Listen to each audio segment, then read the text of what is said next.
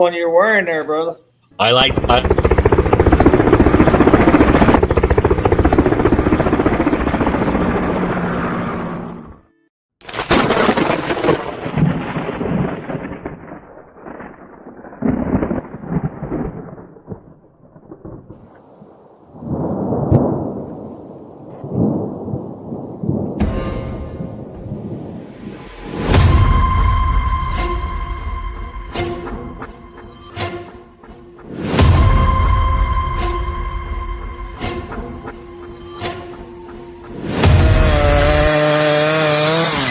There it goes.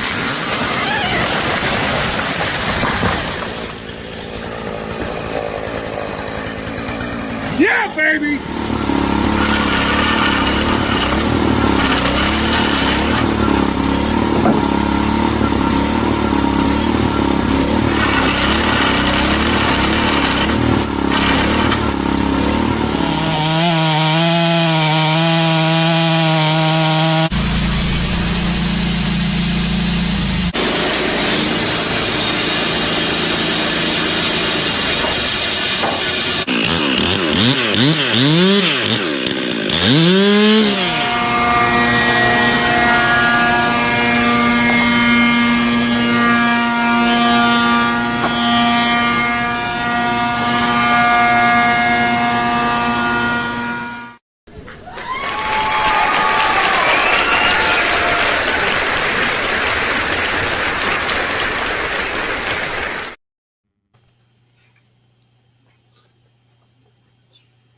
Hey guys.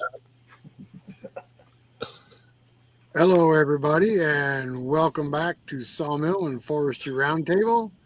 I'm Rick with Two Brothers Outdoors. We have Tim from Two Brothers Outdoors.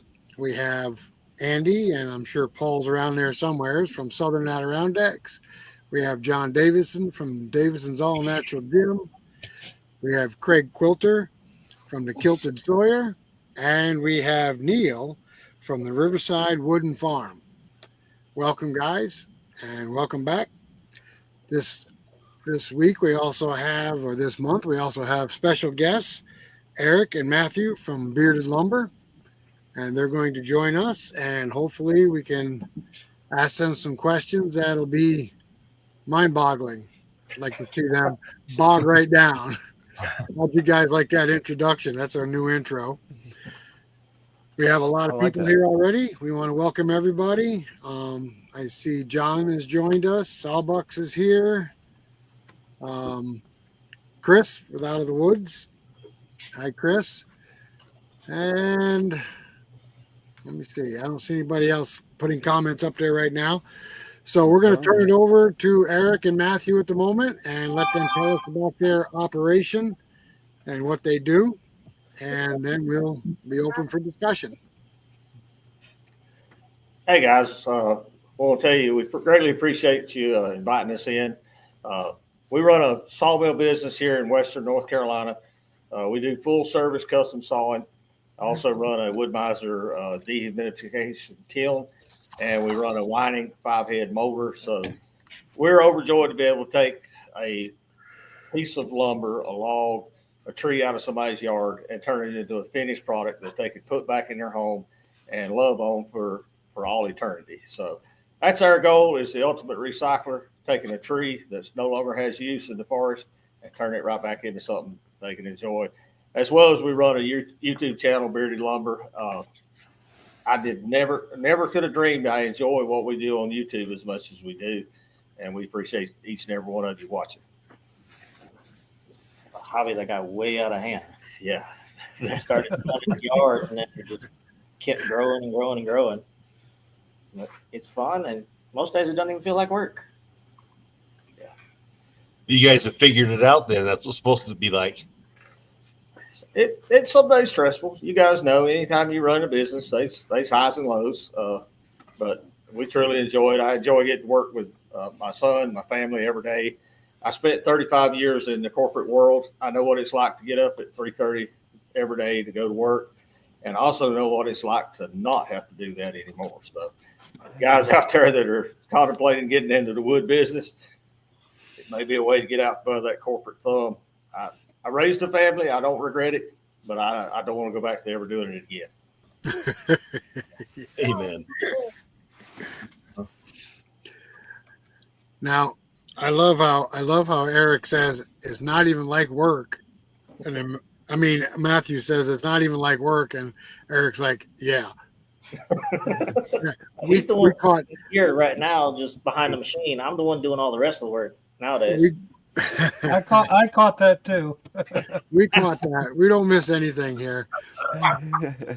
So you guys just bought a new LT70, correct?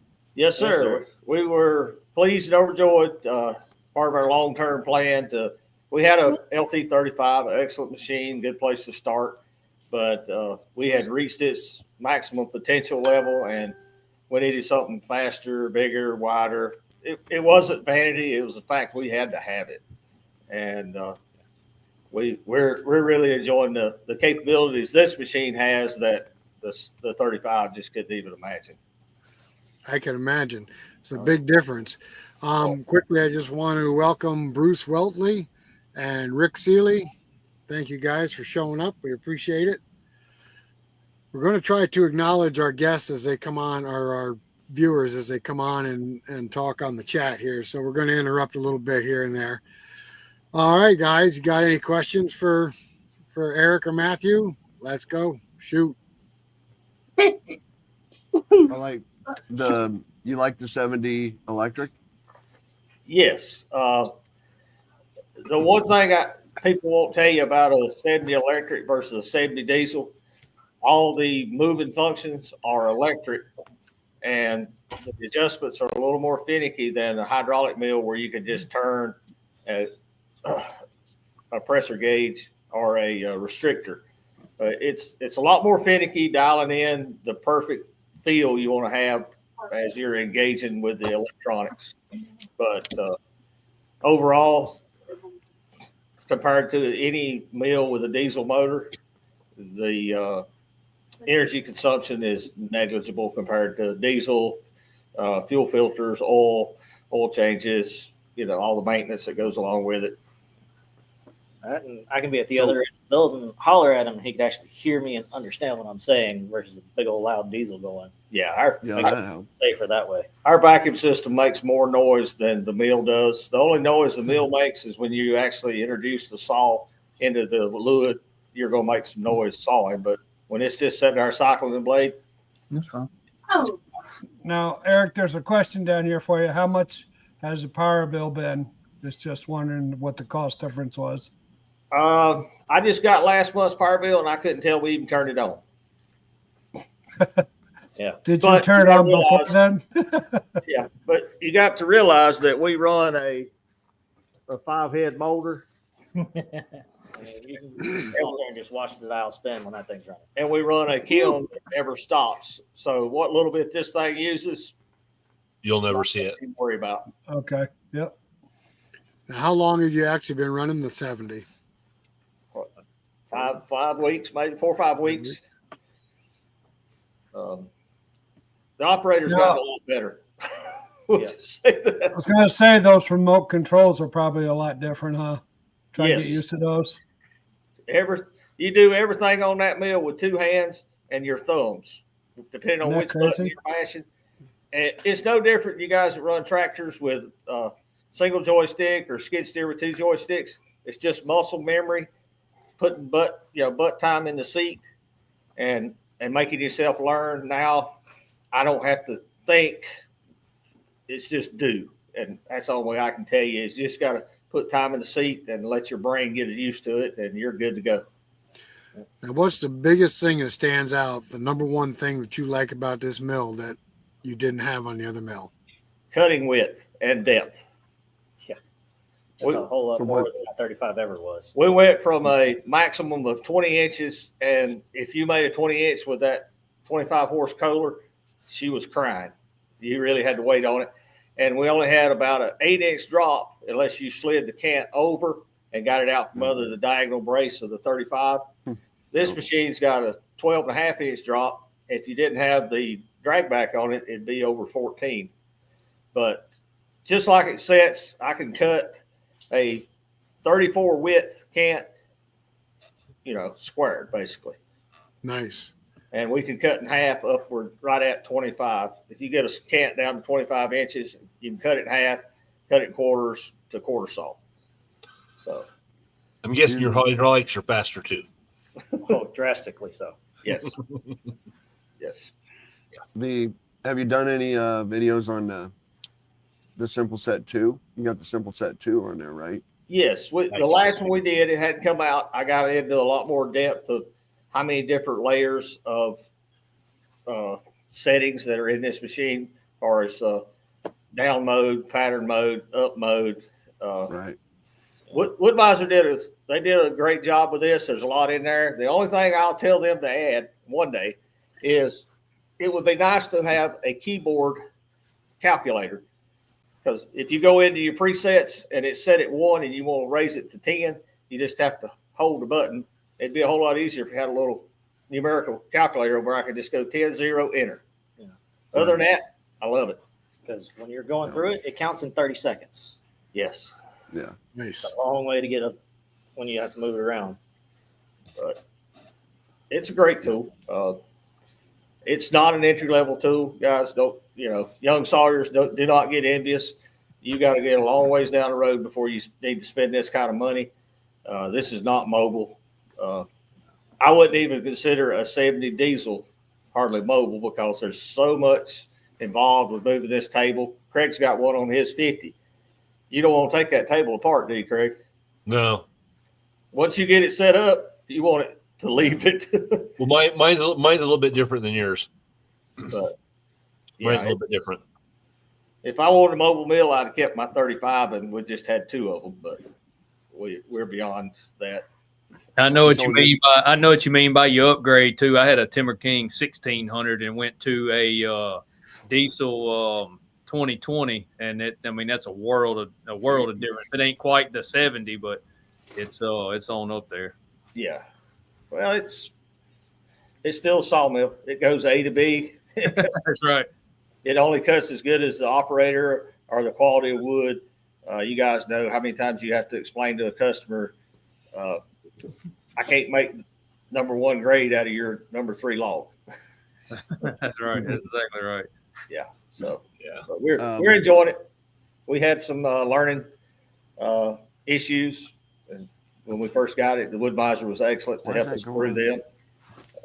There's video out on that. Had a couple things that they had to step up to the plate, and they did, and I'm very proud of them. Good answer that one. Okay, I see a question there about USB. Anybody catch that? Yeah, I saw it. Here, I'll get it back up there. Thank you. You're welcome. Can you see that question there? There's a way to get in there and do that, but that's more than likely going to void the warranty. Yeah. When the warranty's out, I might look into actually doing that. Yeah. Adding in a numerical keypad so that we can speed up those inputs. Yeah, I see the question on there from Nathan Elliott, and yes, we're going to get those little drag back squares put on there. We have been behind the 8 ball for the last 2 or 3 weeks. All clarity. When we put this mill in, we expected a day or 2 kind of learning, and then we was off to the races. Well, that day or 2 turned into 2 weeks. So we lost 2 weeks of sawing, and we're just now getting back into a full production mode. But I got some little squares from Nathan to weld on the drag backs to help. When the board comes back, it'll stay sitting up on it and it won't drop off until the mill actually goes back the other way. No, I've been wanting to get mine done so bad. I've been wanting to get mine done so bad that keeping that board from falling off too soon. Yeah. Now, Eric, are those autographed by Robert Milton? They're actually. I know Nathan sent them to you, but those should be autographed from Robert Milton.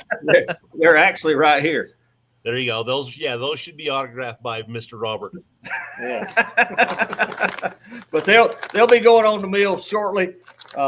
We're beyond I hope all the problems we had, and we're in full production, and this will help with the drag back function. What about adding that roller to the back of your table? I hadn't seen the Does that issue fit yet. that fit into your scheme? At your layout at your place? When we move everything again, yes. How we got it set up right now, it's kind of not Yeah, we need useful for us. We drag it back to the end of the table and then have to pick it up and move it for now. Yeah. We kind of jumped the gun on getting the mill before we did our addition, but opportunity was there, so you take it. Does that mill do the single power roller or two? It don't have any power It rollers. doesn't have a power roller on it? No, it's just got the drag backs on it. Yeah, if you buy the European version of the Super 70, it has 2 powered rollers that'll actually Okay. roll your cant back to you. Right. Craig, Eric doesn't need a power roller. He has a Matthew. Exactly. Yeah, yeah, for now. And then one day it'll be my nephew or my son coming out here and doing it for me. There you go. All right, guys. I just want to say hello to Nomad that joined us in the comments, and Dave Donnelly. How you doing, Dave? If you guys joining us in the comments want to tell us where you're from, that'd be interesting too, because we got one here from the UK. Yep, John. That's got to be for you too, there, Eric. Huh? That question there. Yeah, I'm thinking. How's it feel power wise going through the wood compared to the diesel? I've never run a 70 diesel. I know Woodmiser used to put a 50 horse on this machine, and truly, I wish they still did. It when you're powering through, I cut some 28-inch thick poplar slabs the other day, and I could have went faster if I'd had more power. So, What's the horsepower rating on the electric motor you have on there? 30 horse. 30 horse. It's still a whole lot better than that 25 horse Kohler we had. Well, yeah. Hey, that's a great motor for that size machine. But I always said if something happened to that 25 horse Kohler, I would probably put at least a 35 back in its place. But those things are expensive. You're not going to replace it just on a whim. You only do it because you have to. Right. And, that's what I always tell people about it. Any sawmill, it doesn't matter whether it's Timber King or Woodmiser or any of them. Woodmiser doesn't want to put, you need a 25 on that. You have to have a 25 on that. Right. Okay. But you don't have to have a 35. So Woodmiser doesn't want to put anything on there that you don't have to have, because that's just more money. Right. You know what I mean? And so when Woodmiser says that the 35 is, costs you this much money, when Timber King has one that costs you here and Woodland Mills has one that costs you here, Woodmiser wants to compete with those same, Right. what I mean, and keep their prices low too. You know what I'm saying? Yeah, I completely agree. And if you upgrade from the 35 to the LT40, then you get that power option. Right. You can step up to the Yanmar if you want to spend the money. And I recommend that. Somebody's upgrading to a 40 or a 50. You definitely want to get the diesel, get the horsepower, the torque, because that's what you're buying. Right. It's just like the jacks, the Woodmiser jacks on the LT35. They're not this. They're those ones you have to pry up and stuff like that. But and they suck. But not everybody wants to pay for the nice jacks. Yeah. You know what I'm saying? Some people take that 35 home and it sits there and it never moves and they never jack it up. Yeah. And they're fine. Yeah, if I'd bought them, it would have been a waste of money, because the last couple of years it sat right here behind us. Right. We pulled it out once a year to steam clean it up. Other than that, it never moved. And this one won't move because it's bolted to the floor. Yep. Yeah. Are you going to take the tires off it? I haven't made myself do it yet. When we move Howdy, it, Joe. when we move it the next time, yes. Hey, Joe Main. Yeah, when are y'all going Go to get Maine. Joe on here again? There you go. Got to get him on camera more often. The tires on that 70 aren't support, No, they're actually about that far off the ground right now. are they? Okay. I didn't know. I didn't either till we put the jack stands on it. I went to step on the tire and like they ended up on the floor. No, it's like jumping on a trailer tire. You only do that once. Yeah. Don't There's you one love? who Don't you tried. love it when you step on that tire, wipe out? Lord of mercy. Well, All right, guys, we've been joined by Joe Main. How you doing, Joe? And Funwood Cars have joined us. If you guys out there is viewing this have any questions, pop them up there, and we'll present them to Eric and Matthew. Yeah, it looks like we got them all over the country again. Georgia, Pennsylvania, Yeah, northern Minnesota. Minnesota. Minnesota. What blades do y'all run? Oh, because I know I talked to Joe a few months ago, and he talked me into getting to them 739 turbos. I mostly cut pine, yes, and I don't know of a better blade out there, in my opinion. no, I tell people don't get hung up on it. It depends on your wood where you're at. Yeah. In Western North Carolina, with our southern yellow pine and our white pine, a 55 thousandths turbo 7 is the way to go. Yeah. Uh, Right. It's stiff enough that you can cut through the knots in a hurry.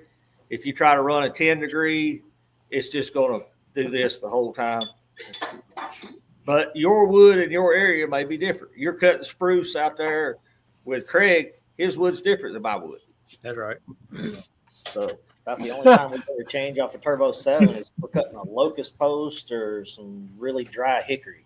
Other than that, it's always a Turbo 7 for us. Yeah. See what Steve wrote? Looks like a beard convention. Good one, Steve. Good one. That's part of it when you're woodworking. You got to start growing the beard out. that's right. That's it. That's it. What's your problem there, John? We're waiting on you to get that down there a little bit longer. No. We're waiting on Andy's not shaved. No, I'm not doing it. I'm not doing it. If it gets any longer than this, it starts itching. Can't stand it. Man, Does all your wives like your beard? Yes. Don't Hey, have a wife. Don't care. Tell you a quick story about my grandpa. He growed a little goatee, and Grandma told him, "You're gonna shave that mess." When I seen him in his casket, it was down to here. Goodness. He wore it to the last day, brother, down to here. I see Rita's Hardwoods has joined us. Rita, do you have a sawmill operation, Rita's Hardwoods? Yes, she comments on some of our videos a good bit. It's good to hear from you, Rita. Awesome. Awesome. Kingman, Indiana. How far is that from Chicago? How far is it from Indianapolis? Why does everything have to revolve around Chicago? You're not even near Chicago. Well, because everybody, I am Everybody I'm knows 2 Chicago. hours south of Chicago. That's not near Chicago, John. If there He's wasn't only any 2 hours traffic, south. Come on, it'd Rick. only be 60 miles. All right, let me ask you a question. If you throw a rock at Indiana and you throw a rock at Chicago, which one's going to hit first? Yeah, Indiana's going to hit first. Exactly. But I'm still only 60 miles from Chicago, maybe 80.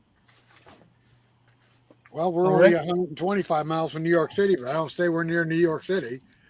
Hey, Rick, Yeah. we're like close to Nomad. He's in New Hampshire. That's close. That's only a You're couple that hours away. close to New York City. No, What's that? You're only 20 miles from New York City. No, no. 200 miles. 200. Okay, I didn't think you was that close. No, we're in the Adirondack Park. No, we're nowhere near the city. You get away from the city. New York State is a whole different place. Yeah, I've got a good buddy of mine, the Woodmiser owner. He grew up in the Adirondack, and he said our little spot in the road back here was like a metropolitan compared to where he grew up. So We're so far out in the middle of nowhere, we don't have any cell service. Andy and Paul don't have cell service either. A lot of times we don't. Around the house, we have to work off Wi-Fi. Yeah, so do we. We had we'll to do here. where we're building. We had to run 2 miles of power just to get to where I'm building my house from the closest power line. Wow. That had to cost The them fire money. company loved you. Oh yeah, they did. Rick, Phil Sawyer's joined us. Hello, Phil. Glad you came on. Kingman, Hey, Phil, how you doing? Yep, I see that. He comments on our stuff a lot. Quite a bit. Yep. Firewood, Dave. Yep. Dave Donald. Exactly. As Firewood. much as I can give away, we'll give away. But people around here got natural gas and propane. They kind of lazy. Most of mine turns into smoke. Yeah. Not the best use for it. Hey, Neil, Yes, sir. we're up to 3,000 steaks in 6 weeks. Thank you very much. All right, there you go. I'm glad somebody's getting some benefit from that. Listen to Neil. There you go. You're welcome. We got I'm glad to somebody's benefiting from that. Yeah, the trees aren't. we got a 2,000. Speaking of hugging trees, We got a 2,000 steak order pending right now. Good deal.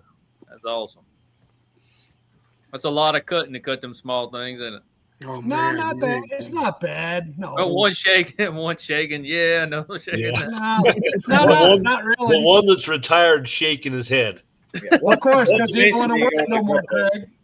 That's He don't want to work anymore, you know. right. Well, we had two brothers that worked together at work, and then one retired. Now one's telling the other one, "Well, do it tomorrow because you're home all the time. You don't understand. I work." Yeah, but you notice all the two brothers films or videos now are just like one brother video. You can't wait for the other one to get home from work. Oh no! No. Oh, it cut you out, little brother.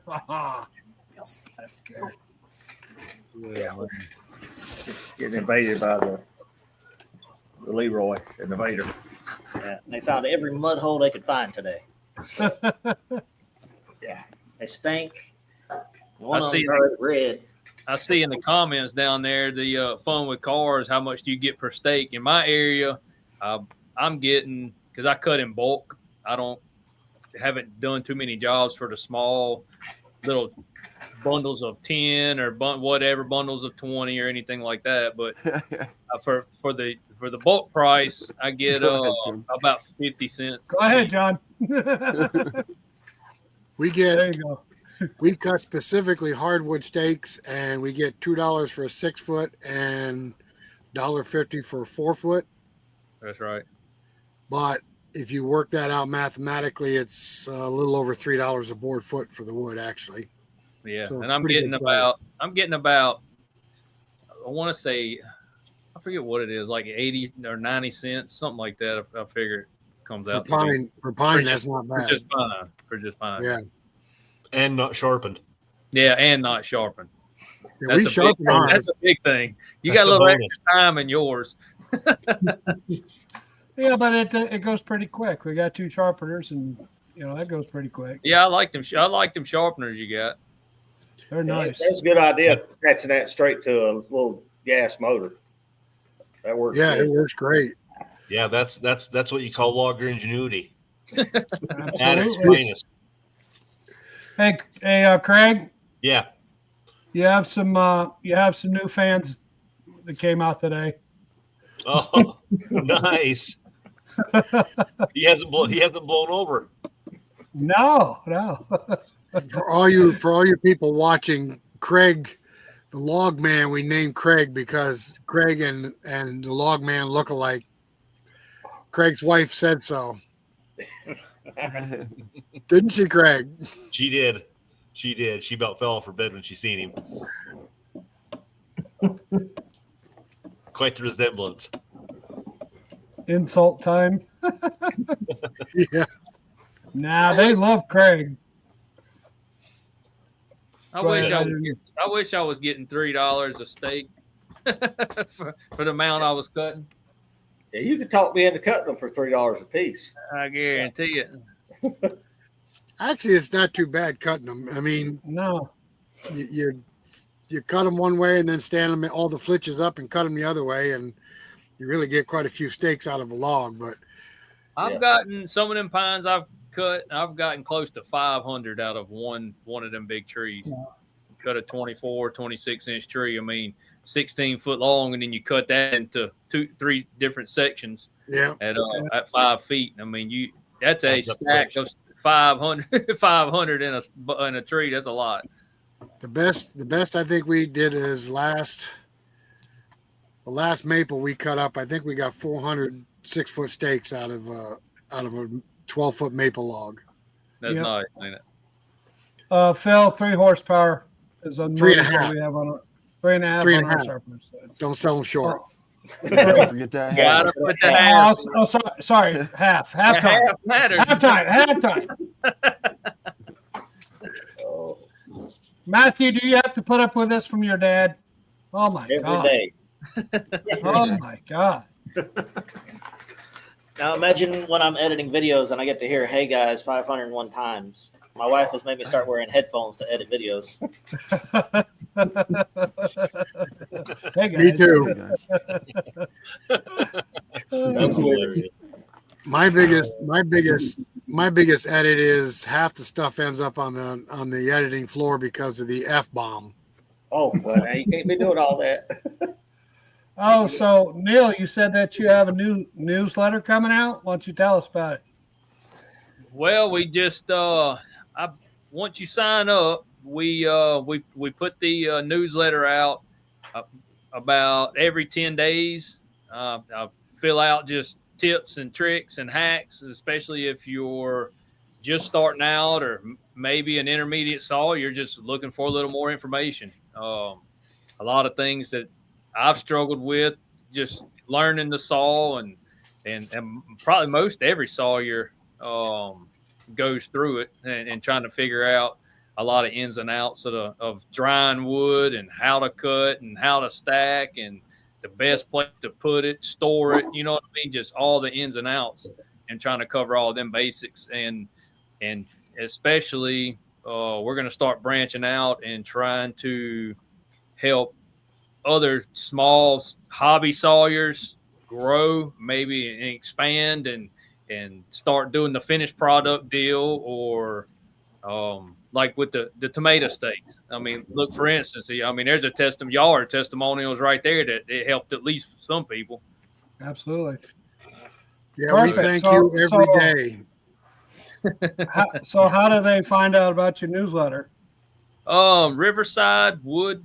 I wish I could post it up there. I guess I could put it in the comments. Yeah, go ahead and do that. Where you could join.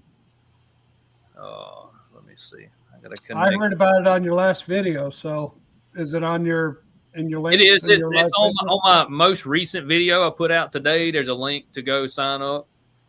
Perfect. You could go on there and sign up and start receiving them. Yeah, if you want to type it in the comments, go ahead and do that too. That'd be awesome. Andy, is Paul watching? Yep. Tim, why don't you play that little video? Play that little video, Tim. There, I sent you earlier. Of the. Oh, hang on a second. Let me find it. See if Paul recognizes anything here. Yeah. Is that the one he showed me earlier? Probably so. Hang tight. I'm getting to it. I gotta find it. How much There stuff you we go. got in files? John added a bunch tonight.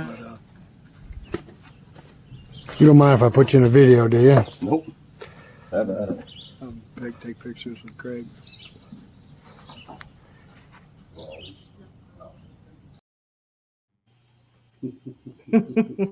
Oh, wait a minute. We're not done yet.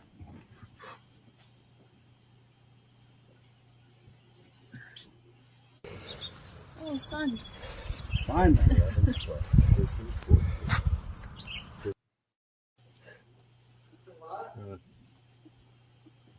That was it. It's breaking up, Rick. It didn't download right. All right. Hold Yeah, I went up to Paul and Andy's Thursday. Andy was kind enough to give us some apple trees, and Paul threw some. He did. He gave you apple trees? Yeah. Oh, I forget. Andy? You gave Yeah, Rick well, apple trees? Uh-huh. Wait a minute. You went to Paul and Andy's? I You told turd. you we're going to be in trouble. Oh, my God. Oh, I got to go now, guys. My God. I forgot to mention it. Well, the significance of those videos that you just put on, some of that cherry Paul gave me while I was up there. Exactly. Yeah, I recognize the gnome hats in the other ones. What did he steal it? He's No, always gave it threatening to to him. steal it from you guys. We forced it on him. Actually, he stole it because we said we were going to make a pallet out of it. That would have probably hurt him worse if you did, Andy. That would have been great. Get that on video. Watch him cry. Yeah, Paul and Andy have more cherry than they know what to do with, and they built a pallet out of cherry. And I absolutely went insane because cherry is like the number one wood here. I can't believe you went there and didn't even say nothing to me. I did. I forgot to tell you about that. You're in trouble. Wait till after the show. He hid the wood too when he got back. Yeah. I did tell you I went to Hudson Wednesday, right? What? Yep. Yeah. I No, went to me? Hudson. You went to Hudson? You didn't tell him about the new mill yet, Rick? The new mill? What new mill? Oh, sorry about that. Wait a minute. How does everybody know everything and I don't know nothing? How is this? Tell me, how is this? Craig knows everything about everybody. Wow. Okay. All right, so Paul Z has joined us. How you doing, Paul? I get 40 cents for my hardwood eggs bundles. All right, mister. That's enough from you, too. It's not that funny. What is that? How are you? Oh, you got a hat. Okay. So, All right, I'm sorry. so Go Eric, ahead. the 70 runs an 1.5 inch wide blade, right? Yes, it does. Yes. And you should notice a difference with that too. It goes a little faster through the wood. Yes. And on the, I'm not sure on Craig's 50, do they have the option for the high speed blade guides? Yeah, I have those on there. That makes a world difference. There's two little flat pads in front of each roller that you got a 10,000 space between top and bottom, and that's the complete amount that blade can deflect before it hits something. Okay. And But those things shoot sawdust everywhere. yeah, there's a downside to everything.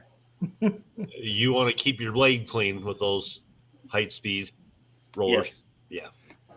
Well, we run a different lubricant. We've tried everything in the world. We won't go with the lubricant debate. Thank you. Whoa, We're here to talk about hugging trees today. that's good. I love trees. I'm going to cut everyone down how back I possibly can. I'll teach you. We just had them 9 18-wheeler loads of pines brought in. Oh my goodness. What? We wouldn't have space for that here. 9 18-wheeler loads. These guys I know around here clear land for a living and build houses on it to sell. They into real estate. Yep. They either burn them or get rid of them, and they were right down the road, so I said haul them. Oh, same here. I get tree Absolutely. companies call me. Hey, yeah, just bring them on. Come Yeah, on. just bring them. I mean, you can always throw logs away that might ruin, but if you get in a bind and you can't get trees, you can't make the sale if you don't have the tree. Exactly. You can't cut what you don't have. I'll chance a few rotting on me here and there to have it laying here when the opportunity arises, because customers, they don't call you 6 months ahead. They call you 6 minutes ahead. Yeah, they need Right. it yesterday. Yeah. Most times those get the yesterday price. That's exactly right. Yeah. So Neil, you use logs that are trees that are being taken down anyway. So you're utilizing those logs where normally they would just either chip them up or burn them, right? They're not even chipping them. I mean, these guys go in here and clear a 1 acre or a half acre or a 3 acre. You know what I mean? Nothing worth pulling chipping equipment in there, because your logging companies, to chip something like that, I mean, that's a lot of time and effort, and it might take them for 6 acres or so. It might take them an hour or two to really get the job done, and it ain't Right. even worth their time. Our local chip mill closed down. Pretty much, they were selling to a paper manufacturer, and the paper manufacturer went out of business. So there is just a little market left for pulpwood, and the majority of the loggers around here, they'll take what's a log, and the rest of it they leave there for the homeowner to deal with. That's Right. You know, I had a guy that come bought some. I got some red maple, and what else did he buy? A couple small pieces of black walnut. He makes turkey calls, Oh. and he was looking for some specific hardwoods, some nice hardwoods, and he contacted me a couple of days ago, and it's something I've never cut. A guy specifically asked for Hollywood, for a holly tree. Yep. And I've seen them, and I've never cut them. I've cut them down, but Nothing special. it's just it looks really snow white. I mean, it almost looks like a gum kind of. Yeah, it's a more dense poplar around here, Right. but Those gum trees are worth sawing nowadays. yeah. You guys ever saw any sweet gum? Yeah, I cut two sinker logs the other day of gum, and that stuff is beautiful. That whole wall is tongue groove, big groove, sweet gum. They call it poor man's walnut. Yeah, it's beautiful stuff. It has some bad habits, but once you get past them, it's a very good indoor wood. It has no uses outdoors, but Yeah, it's pretty. Well, Neil, I never thought magnolia was that pretty. My God, that was beautiful. You seen that? That is. Oh my God, the spalting in it. That was. But magnolia, when you first cut it, I would guess. I mean, it's just really bland. It's just one solid bland color. I mean, it doesn't have a whole lot of character. You have to let that log sit, and it don't take long. 6 months. When you see the bark start slipping, you got color. Now, I've cut magnolia a bunch. I've got a bunch because it's everywhere down here. Is that classified as a hardwood? Yeah. Magnolia. I guess It's so. a it is. hardwood. Yeah. Yep. But I've cut mantle pieces out of it. I've cut slabs. And, I've cut a bunch in that same job. does it spalt or have ambrosia like maple? No, it's spalt. It's spalts big time. Beautiful. It was beautiful. The where I got all them pine trees I was talking about earlier, he had taken down a few magnolias and threw them in the fire before I got there, and I was like, hey, he said, can you do anything with these magnolias? So I ended up getting 118-wheeler load of magnolia. I'm going to let it spalt, and then I'm going to do V-groove with it. Nice. You threw that water in there, and that just popped. I said, oh, my God, that popped. It's pretty. Yeah, it's real pretty. You ought to get $1 million a piece for those. Greg, you source your logs. Your trees come in dead, right? Yeah, correct. Everything is standing dead. So everything you're cutting is standing dead timber that normally would just go to the birds or bugs, right? It already has. Basically, some of it already has. Some of the issues they have with the logging here is they have to get in there and kind of pick what's off the ground to get to work. So they have to high grade through what can be taken up off the ground that's still solid or not, and before they start logging actually. But yeah, everything I get is 20% or less. Fun with Cars asks, is live edge still popular? I think it's popular in our area. And Neil, obviously with you. I sell some. To be honest with you, I just started advertising my slabs because I cut a bunch and I wanted to kind of get a little inventory before I started advertising, because I have run a lot of it through the kiln. I wanted to get the moisture down. I've cut some to where I've just let it air dry for months on end. I think my biggest slabs I have are pecan slabs, and I will sell them jokers. They, at the widest point of this pecan slab, is almost 6 foot wide and they're 11 feet long. Wow. John, how about you? Yeah, I'm still selling the live edge. Live edge still popular in the 2-inch. Some species more than others. Well, yeah, walnut. I'm out of white oak. Walnut's popular. I love cherry, so I kind of push the cherry. That's I'm not just even my going to favorite ask wood. Andy because I'm mad at him. Eric, you guys sell any live edge, or is it all When I cut it and conventional? have it dry available, we can get rid of it. But being there's just two of us, we can't keep our inventory up on east and quarter oak, red oak, white oak, pine, poplar, white pine, trying to keep up with our tongue and groove, big groove inventory. That's why we got this. We needed upper production to keep up. Well, what would you say is your biggest seller of what type of wood? Red oak? Pine. We sell them Pine? not necessarily framing, but more finishing. People doing 1x10s for board and batten, 1x8s for lap siding, as well as the tongue and groove, V groove. And I tell all new sawyers guys, you can't do everything.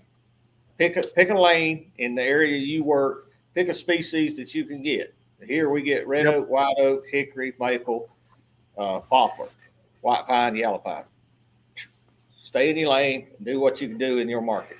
And we cut 2 lengths. We cut 8 foot and 12 foot. Most of the time. Yep. If you want something different, that's a special order. That's the way we are, 8 and 4. Yeah. Andy, how's live edge going with you guys? We don't sell much. We actually had a viewer stop by and take some live edge for a building project up by Hinckley. But Oh, nice. mostly we do some live edge, and we usually bundle them up as a bowl and strap them down to dry. We've got a bunch of stuff out there we need to sell.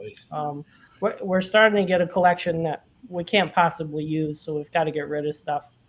But my preference is lumber. I like milling lumber, hardwood lumber, but I don't like the live edge stuff as much. And as a hobbyist, I'd rather do that. The cherry So, lumber. In about So, 30 Andy- years is I'm sorry, go ahead, Rick. So, Andy, you guys source your logs from sick or damaged trees on your property and tree service, right? Yes, we really even haven't had any need to cut anything down. We're constantly harvesting either dead or damaged trees, blow over. We've had wind events here. As a matter of fact, we bought the mill in the fall of what? What year? What year did we buy the mill? 2019, we bought the mill, and the spring of 2020, we had a huge wind event that blew over some gorgeous old white pine and cherry. So we still have some of those logs. We have so much, we were just overwhelmed with it. So we're still whittling away at it, but the white pine Right. is So you're actually helping your forest by taking these damaged trees out. Dead and exactly. damaged Yeah. trees. Cut down on the bugs and stuff too. I'd like to say hello to Floyd Brennan. He has joined us. Hi, Floyd. How you doing? Hey, Floyd. Oh, Floyd. John Davison. Where do you source your logs from? Mine are from. Here's a weird one. Mine are from the Nature Conservancy. Yeah. I'm harvesting the white pine out of the Nature Conservancy. So they're turning it into a oak savanna, and they want all the white pine gone out of there. The people who owned it before them, who donated it to them, planted a bunch of white pine trees, and then they donated the land to the Nature Conservancy, and the Nature Conservancy wants to get rid of the white pine. So that's where I get a lot of my white pine, is right out of there. But a lot of the other ones is log yard. I'm doing a neighbor's leftover logging. So the logger goes in there and takes all of the 8 and 12 foot white oak, and if there's 6 feet left on that white oak, they just don't take it. You know, if there's a 6 foot log that I can get out of it, it may have a knot in it or something, may have 2 knots in it, but I can live edge that white oak. You know, so mine's a lot of logger cleanup. I have my own woods. I have a lot of red oak dying in my own woods, and I'm trying to thin out and harvest. And I have another neighbor's woods that I take the blowdown out of. And her white pines are snapping off right at the top, you know, snapping off. Right. I'm taking a lot of those out. So, just off the top of your head, do you know why the Nature Conservancy is trying to switch it over to oak, or is it just something they're doing? So that's what it originally was. Okay. Was an oak savanna. So, and they decided to when they got it donated to them, that was just one of the goals, was to turn it into an oak savanna. So they're actually after I get a lot of this white pine out, they also want the cherry out of there. They want the maple out of there, and then they want the walnut out of there also. So, it's just, and so it's not like an overnight event that this is going to turn into a Right. oak savanna. But over the years, as you they had loggers come in and take out a bunch of white pine, and that they found out was a mistake. The white pine are in like a 4-acre area in the middle of this forest. Right. But when you take out all of those white pine in one area like that, the tree just to the east of it hasn't had any wind in 40 years, 80 years. And now all of a sudden it gets wind and it goes over. Absolutely. So they started losing a lot of their oaks that they wanted to keep. A lot of their cherries were blowing down. And I said, you can't just turn this into an oak savanna tomorrow. You've got to selectively take these trees out, or you're just going to have more and more wind damage as they blow down. Right. Yeah. So it's been a slow process. Yeah. So Tim and I, we basically, like Paul and Andy, we take damaged and dying trees off our property to turn into crafters wood, and we also have a stump dump not too far from us, and whatever good stuff gets dumped in there, we utilize it. We turn it into lumber for people to use. Crafter's box. Crafters shed. Shed. We don't do box anymore. It's shed. Tell you that. You don't put your hardwood in the box anymore. Shed. That's just bad. Nice, Craig. You're not. I mean, you might as well. Shed, Craig. I would. But don't put it in that the was shed. an Just put it in the box. It's a lot easier. But we did have a lot of crafters wood coming out of the shed today. Good. Well, that's good. That's always a bonus. That's a bonus. It was a bonus, all right. We'd like to say hello to some more wood. Like to say hello to Ryan. He's joined us. RYN. Riverside Wooden Farm is talking on there. Who's talking for you, Riverside Wooden Farm? Well, that's Neil. That's I know. Is he talking, or is your wife talking, or are your kids talking? I get on there and message and comment and talk. Well, and if you see like a while ago when you seen all the smiley faces, that's my son in the next room on the phone. Yeah, that's what I figured. He is a character. Boy, that dude's a thrill a minute. So, apple don't fall far from the tree there, does it, buddy? I guess they got to learn somewhere. All right, so let's get into some tree hugging, John. Time for some tree hugging? Yeah, baby. Cutting the trees to save the forest. There's what we're going to do, hopefully, tonight. We're going to do what the stereotype is, the logger stereotype is. Then we're going to do what we actually do, which we just all covered a little bit. Then we're going to do how we're saving the forest one log at a time, the future of forestry, a question and answer, and then randomly throughout the show, sawdust confessions. Each one of us is going to tell us something that happened in the woods that shouldn't have happened, or something that not everybody should hear about, or you got the chainsaw, you got 6 chainsaws stuck in a log or something, some kind of story. And then we're going to play myth or fact for the viewers right there. So myth or fact, we're just going to ask you a question. Wait a minute, I think that's the first thing we're going to do. Myth or fact? Yep, we're just going to do it right here. Ask you a question, and you just type in fact, whether this is, or you just type myth or fact in the chat right now. Here's the question. 1/3 of the United States is forest. Myth or fact? Whatever you think, type it into the chat right now. If you think that's a myth, or if you think that's a fact. I can leave myth up there if you want to know how to spell it. Nobody knows how to spell it. All right.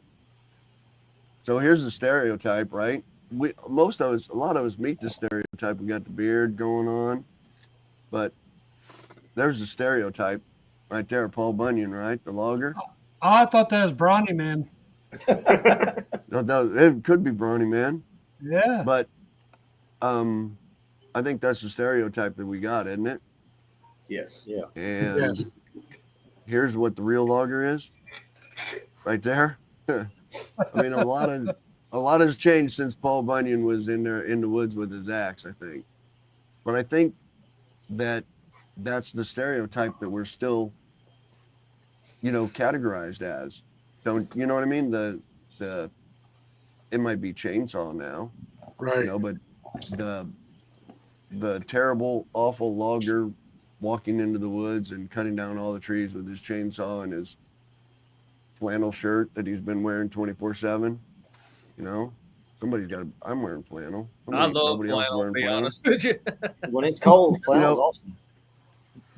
They wrestle Yeah. bears for fun. That's what loggers do, right? Yeah.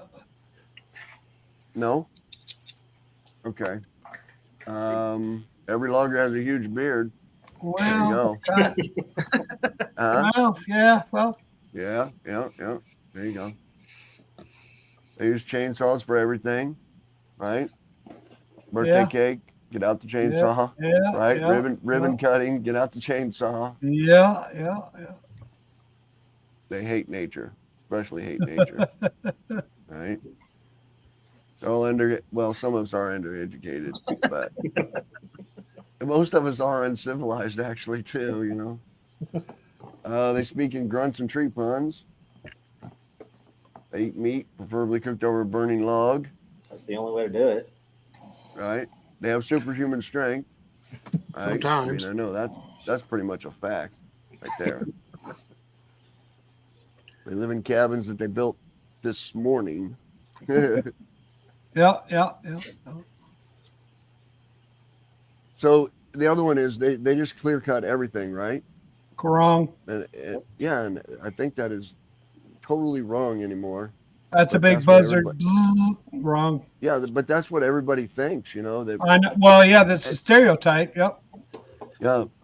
Don't get me wrong. I mean, there are a lot of clear cutting, that happens, but along with that clear cutting, it's a replanting, Right. And it's still the best way to get those logs out of there is to clear cut it and then replant it. It is definitely a business, so some of that has got to be done. So, John, on your myth or fact, look like everybody answered fact so far. Fact? It is a fact. I Correct. didn't trick anybody, huh? Now, wait a minute. It You is say a it's a fact. 1/3 of The United States is forest. is forest. That's a myth because I know there's more forest in the United States than that.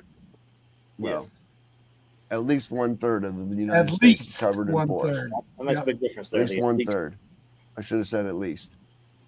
Dale and I were just talking about that yesterday. So there's and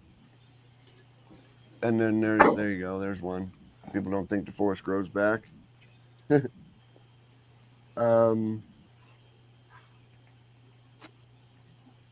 There's another one on here too where it says like this one that they don't care about the environment, and they're all talking about all that carbon capture and all that, whereas when you log that when you log those logs out and that forest is gone, the smaller trees are doing better and growing faster and capturing more carbon than the old trees.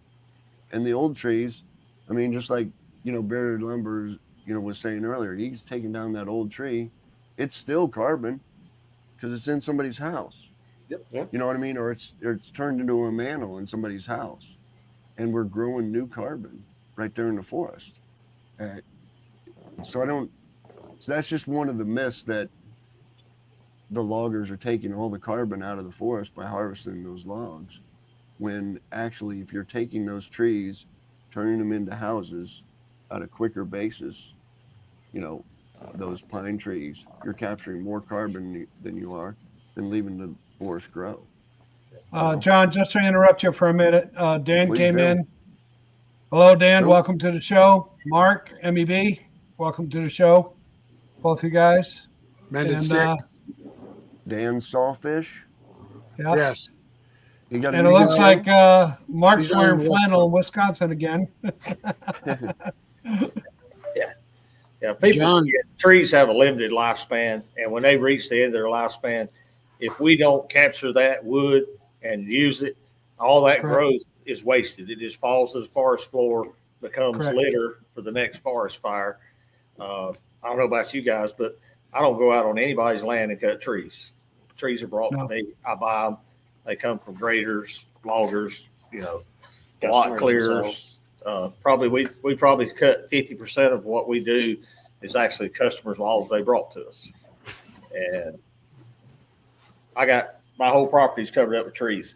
I don't cut a single tree that don't have a good reason to cut. It's either dead, died, decaying, it's in the wrong place, and it's become dangerous, or we're adding something and now it's in the way. Right. So just to go back to that real quick, here's one that I didn't know, but here's one that I didn't know, that everybody thinks it's all logging's done by huge corporations. And I probably would have agreed with that most of the logging, is done by corporations, but it's not. It's all done by small scale family owned operations. And I did not realize that. I honestly thought it was, 2 or 3 multi-billion-dollar corporations owned everything in the West, and that would equal out all the small owned woods, but it's I not. think the biggest landowner for forestable land now is the federal government. Yep. And they don't cut a single tree. They lease that out to the loggers to come in and log and pay for that privilege. I stand corrected, John. 36% of the United States is forest. I thought it was more. I thought it was more than that, but I didn't take account for the deserts and all that Midwest farmland, the prairies, and all that stuff. Oceans, just little things like that. I'd like to get It back. is more than 1/3. 1/3 is 33%. Right, but I'm saying is I thought it was a lot more than that. There was one question up, not question. There was one statement up here about red oak. Ryan. Yep. Ryan, you were offered $350 for red oak. How many board feet were you offered that for? Just out of curiosity. Load to the mill.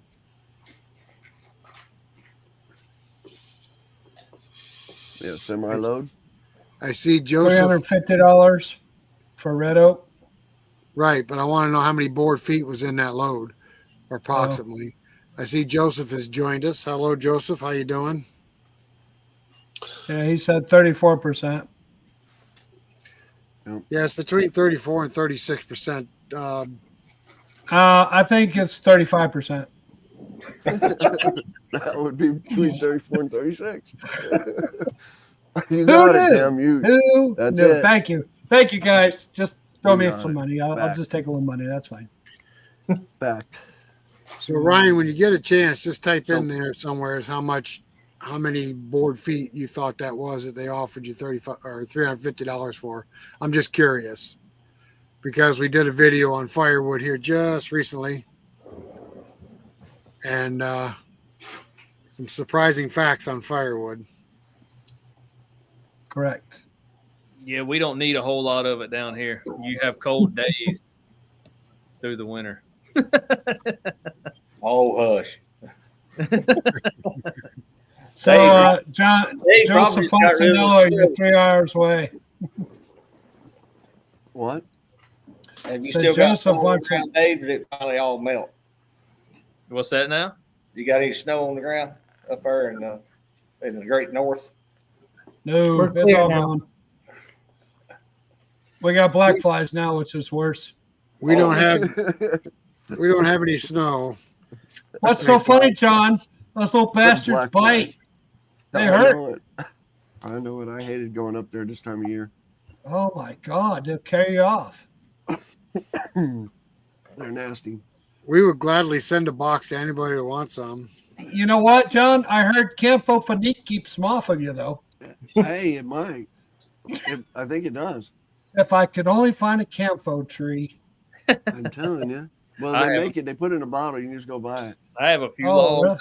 I need to mill up. Send me some oil, will you, Neil? Oh man, that stuff's been on the ground for probably, I'm gonna say, at least 4 years, and it has not rotted yet. Are you? Wow. Have you ever sawed any camphor wood, Neil? Oh yeah, oh yeah. I've never sawed any, but one of my good artistic customers went to Florida and brought back a bunch of log rounds, and I kiln dried them for him. And that stuff's pungent. You couldn't stand to be in there with it. When you have that stuff on the mill, it's best the wind's not blowing at you. It almost gets overwhelming. The smell, it smells just like Vicks Vapor Rub, same thing. Yeah. It's amazing the strength of that. And I've cut some slabs. I don't know, they were probably 18 to 20 inches. And then right now I have some smaller logs around, but very, very hardy to weather.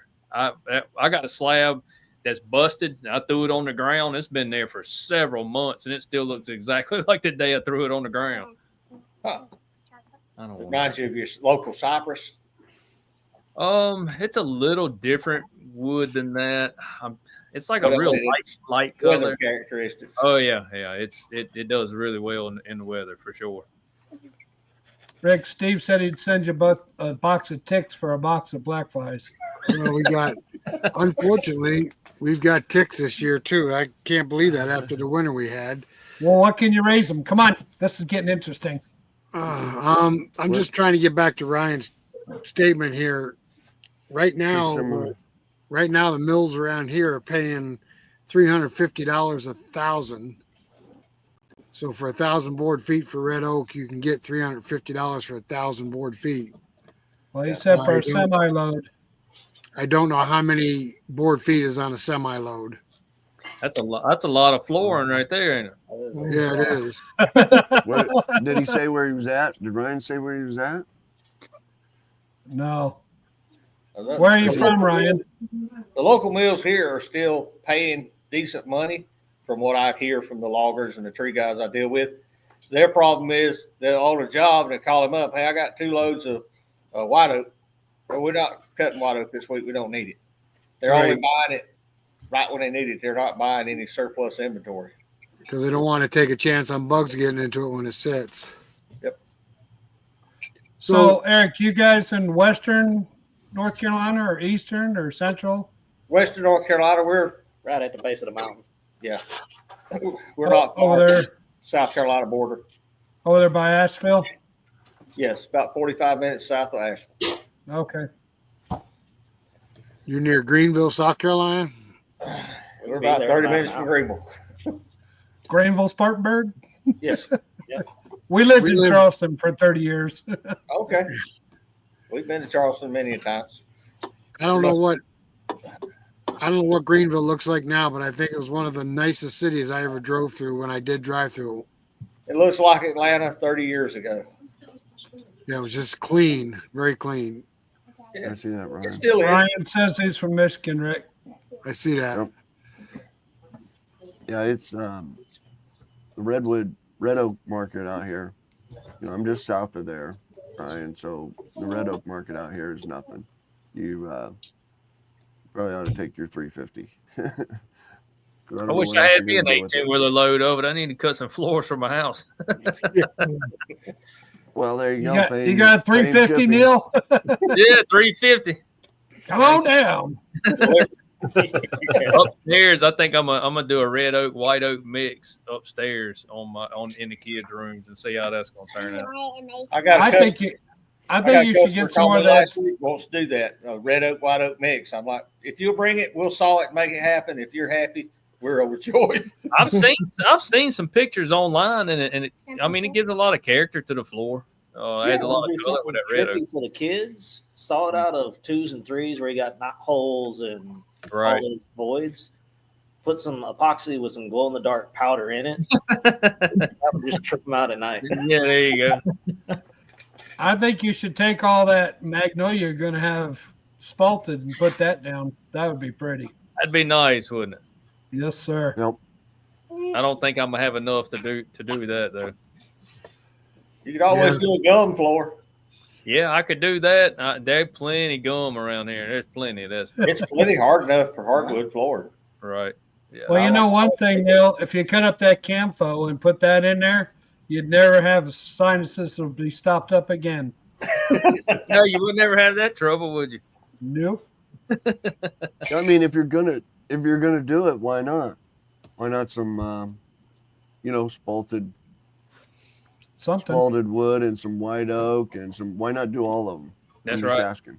Why not do one of each? Yeah, you in a row. put them all in there. I don't know. Can you do that? That'd be a psychedelic floor. All you need then is a disco ball. That'd be cool. Right. Yeah, I don't see why you couldn't, as long as you let everything acclimate to inside before you put it down, so one don't move more than the next. When it does, you can pull all the way down. Cool. All right, so it looks like Ryan was trying to sell his logs to the Amish, and they're overrun with storm damaged logs. I can see that happening. Gotcha. Yep. So Ryan, are you a logger? You don't have a mill? Just out of curiosity, just trying to figure out some stuff here with you. So let me ask a quick question. Each one of you guys, what's a cord of hardwood sell for in your area seasoned? Firewood.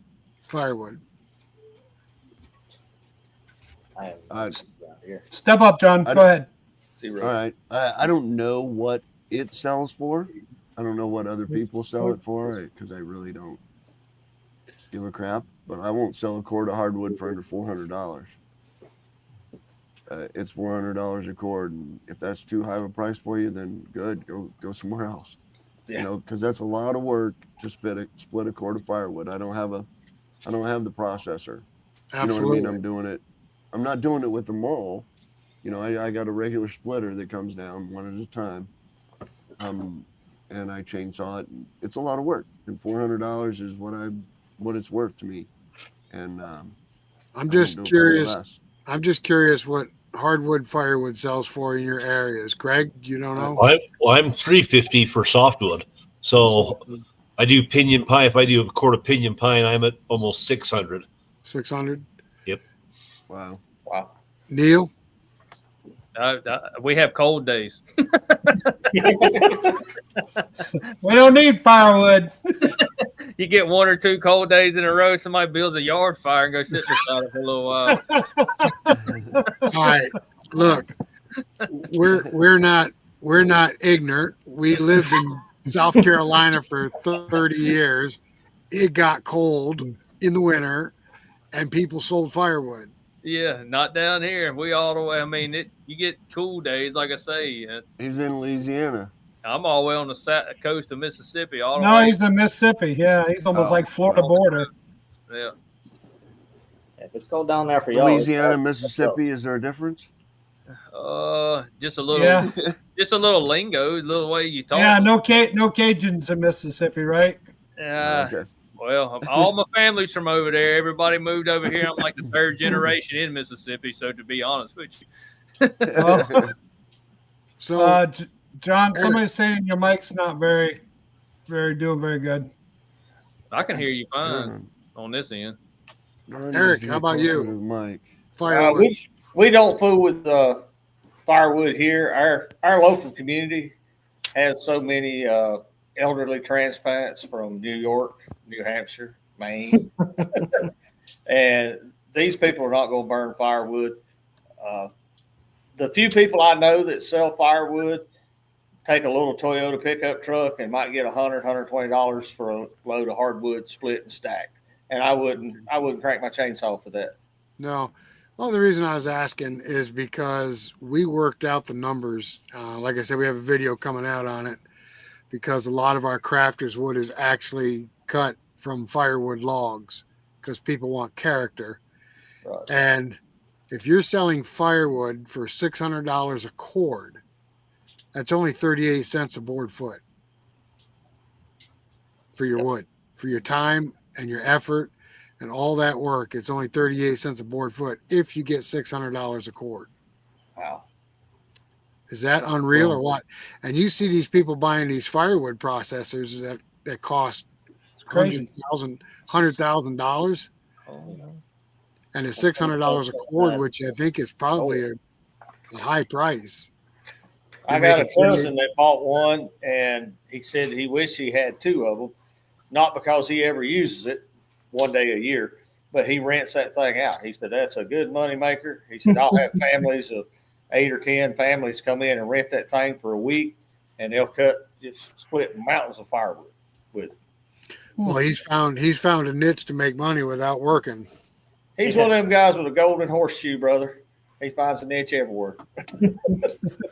Greg, are you going to start leasing yours out? Not yet.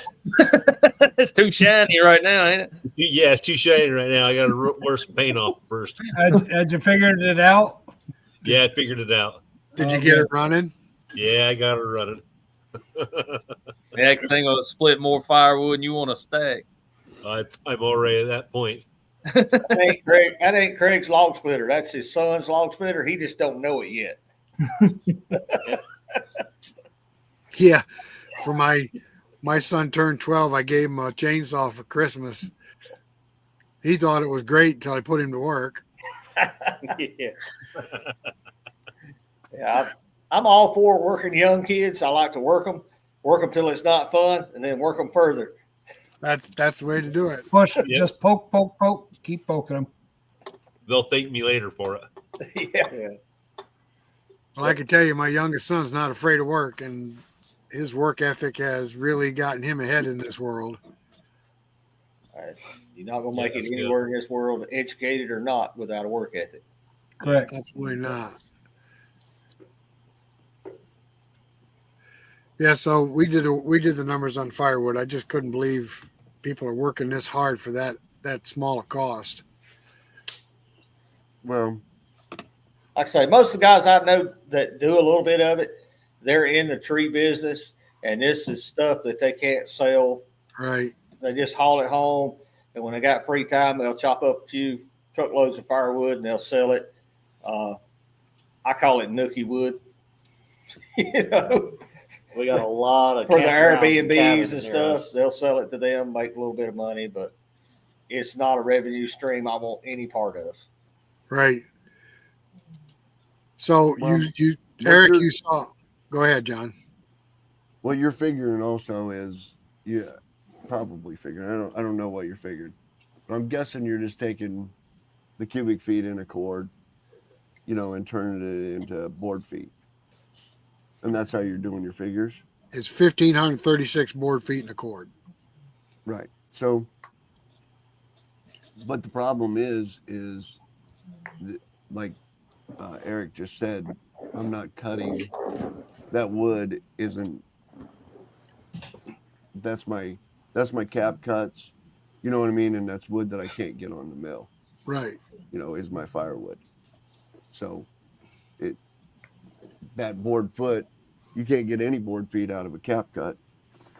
That first Limbs, flitch cross doesn't have knots, any just board take it feet big. in it. Well, this came about, John, because I was watching another YouTube channel, and this guy had a $120,000 firewood processor, which was very impressive. He had a bunch of 12, 14-inch logs on the deck, and this thing was filling a dump truck up every 10 minutes with wood. It was an impressive log. It was an impressive Processor. But then I got to sit and I sat down and got to thinking, okay, I wonder how much board foot is in a cord, and then what his cord sells for. So even if this guy's getting his logs for free and he's selling this firewood at $600 a cord, he's only making 38 cents a board foot. Would you cut pine? Would you cut pine for 38 cents a board foot? No. Nope. Would you sell pine for 38 cents a board foot? Nope. And this is hardwood. That's just my point. It was just Right. it was mind numbing to me because I was like, wow, I can't believe that our offcuts all get sawn into firewood too, and we sell it, but that's just a process you have to go through to get rid of it. Yep. You know what I mean? Yep. But we're not in the business of cutting firewood. I just couldn't believe. You know what I'm talking about? Yeah. So it's just machinery has made it so easy and convenient. You know what I mean? That it doesn't matter. To him how much he's. That it's 38 cents a board foot. He's making his money off quantity. Right. He's Yeah. just making money because You're right. he pulls the lever down and the machine cuts it and splits it. And milling wood with a sawmill, you making precise cuts, precision. It's a much slower. Everything's got to be precise. Where that firewood is just, especially on a machine like that, you blowing and going, and it just, as long as it's busted, it don't matter size or nothing like that. As long as it's in a roundabout area. It's Snack, crackle, and pop. Yeah. It's still a lot of work. Here's one of those facts that I learned while I was doing this research in this show that I didn't believe, just a random one that I don't even think I put in the show, but half of all the wood in the world, half of it is used for what? Half the wood in the world Probably is used for what? Paper. Paper. Good product. Nope. Really? Half the wood in the world is still used for heat. To heat your What? house. Firewood. Really? Heating your house. Wow. Half the wood in the world. Is that amazing? I That couldn't is believe amazing. one. There's a couple of them that I Oh, learned. Mississippi. No, not in Mississippi. No, not in It's Mississippi. house building down here. Not So- in Mississippi. So, Neil, if Santa brings you a lump of coal, it lasts you all winter. You bring me a lump of coal, we're cooking steaks. There you go. In the chat, type myth or fact. Myth or fact. Trees grow better in overcrowded, unthinned forest. Myth or fact. All right. I don't know what's next. We don't have to talk. Uh-oh. Sawdust confessions. Sawdust confessions. I like that. There you go. Just tell me what you done. Who's going first? I could tell you on that last question you asked, if a forest is too dense, the younger trees grow too fast, and they're very thin and tall. We have some trees in thick parts of our forest that are only 6 inches in diameter and 45, 50 feet tall. And if they were to stand by themselves, they don't stand very long. Nope. Nope. They don't have the strength to. Nope. Well, we got 3 myths What? out of that I one. don't burn a John. push in a pile and burn in a crying shame. What? I don't burn. I push. Oh, okay. In a pile. Okay. Got it. Okay. Got it. Rick, I took a you got time any or two. sawdust confessions? You're up. I'll go first. You're up. Let's see. This happened within the last 4 years. We knocked down a white pine, and I was bucking up the logs. The pine was flat on the ground. I mean, just as flat on the ground as can be. But now you got to understand that we are very hilly here. We start at the house and we go up 700 feet by the time you get to the back of our property. But anyway, this log was flat on the ground. There was snow on the ground, and I bucked the first log off of this probably 50, 60 foot tree, Tim? Yep. And the log that I cut off, before I got it completely off, the rest of the tree jumped up off the ground and pinned me. And I have no idea to this day how it did that. If I had been by myself, I would have been in big trouble because it had me pinned and pinched good. If it wasn't for the snow, I would have broke my legs. Yep. Fortunately, Tim was there, and I'm screaming at him, grab the chainsaw, cut another log, hurry up. And once you know it, I had the old still, it wouldn't crank. No, that's a myth. It cranked right up. So Tim's confession is going to be what he did to get that log to jump up. No, I have one of my own. And John, you can probably relate to this one. I also was cutting a huge white pine, and we were up on top of the hill, and the tree was like this. We were trying to drop it in a certain spot, but gravity always seems to pull downhill. And I was sawing with a brand new steel chainsaw, 271, MS 271. And I did the wedge like I was supposed to. I started in the back cut. As I came around on the back cut, guess what? With the wedge on it, the tree started coming backwards, and then it rolled just like this, fell off the stump, and crushed my saw. Now the best That part was a expensive lesson to learn.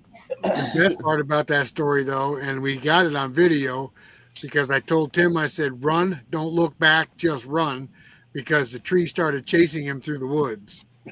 Yeah. Oh, Nice. Anybody else? I'll okay. follow Tim. Yeah, go ahead.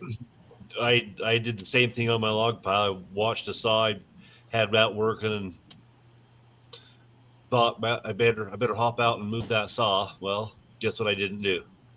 Hop out and move that saw. Bad news. That was 14 Steel? bucks. Was it steel? Yeah. Ouch. My brand new 461. Well, Wow. well, Yeah. I ended up getting a Husky, but then I went and redid my steel. I got a bunch of used parts and resalvaged her, and I got her going again, but still not the same. Okay, we don't do very little logging anymore. Only trees I cut is ones on my property that's got to come down. But I will tell you a story about being younger, logging, and how to cut trees and ended up naked at the same time. That's how I got some moonshine in there. I was probably 12, 13-year-old out in the woods with Dad with his old 35 Ferguson and a log chain. And I'm driving the gaffs in the log. He backs up there, drive me in. As soon as he dumps clutch, the old tractor digs a 1.5 foot deep hole and throws a whole yellow jacket nest up in my face. Oh, He's screaming. I knocked the gaffs off, and he's off and gone with the tractor. And I run a half mile to the house. The time I got to the house, tell Mama the back of my head hurt, I was butt naked. oh. TMI. Don't get naked in the woods logging. Yeah, Rick had a bout with some yellow jackets. They won. I won in the end though, didn't I? Yep. Yeah, and you had a short with 3 million views to prove it. Yep. John, how about you? I never make any mistakes in the woods. Oh, wait a minute. What was that last video? What? What? What? The yeah. Yeah, the one that kind of fell off the back of the mill. Oops, That's gotta happen to a lot of people. No, No, not that even one. that. Chainsaw. Which one? What you got there, Mr. Neal? Oh boy. What you got there, Mr. Neal? I thought you went and got fixed. I thought you said you went and got fixed. I did. A little But late. it was sooner than 3 months. Oops. That's right. Congratulations. Good deal, dude. Yeah. He's actually, if they all acted like this, you'd want more of him. He don't cry. He's just laid back. Yeah, not like that, huh? Well, he's still kind of young.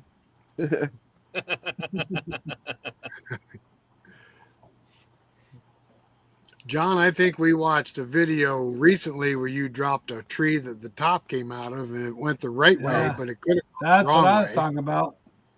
Oh yeah, that video. But Yeah, That could have was- gone south. That could have gone south fast. Yeah. So when I was cutting that down, you know, I even said right in the video, you know, that the wedge was solid. You know, the tree was. I thought the tree was just going to be solid and just, you know, dead up top, and then it fell down and then broke in half, caught on the limb of that other white oak, you know, it broke in half, and just went to the side and no big deal, you know, and I didn't think anything of it. I just went over and cut it up, and it wasn't any big deal.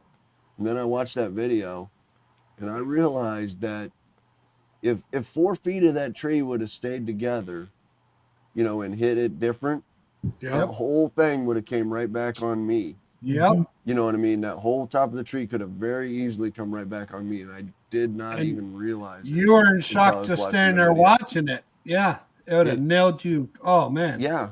I cringed when I saw it. I cringed. I Yeah, cut a big pine down at my pa-in-law's one day. It was probably 24, 26 inches at the base. It was pretty big tree.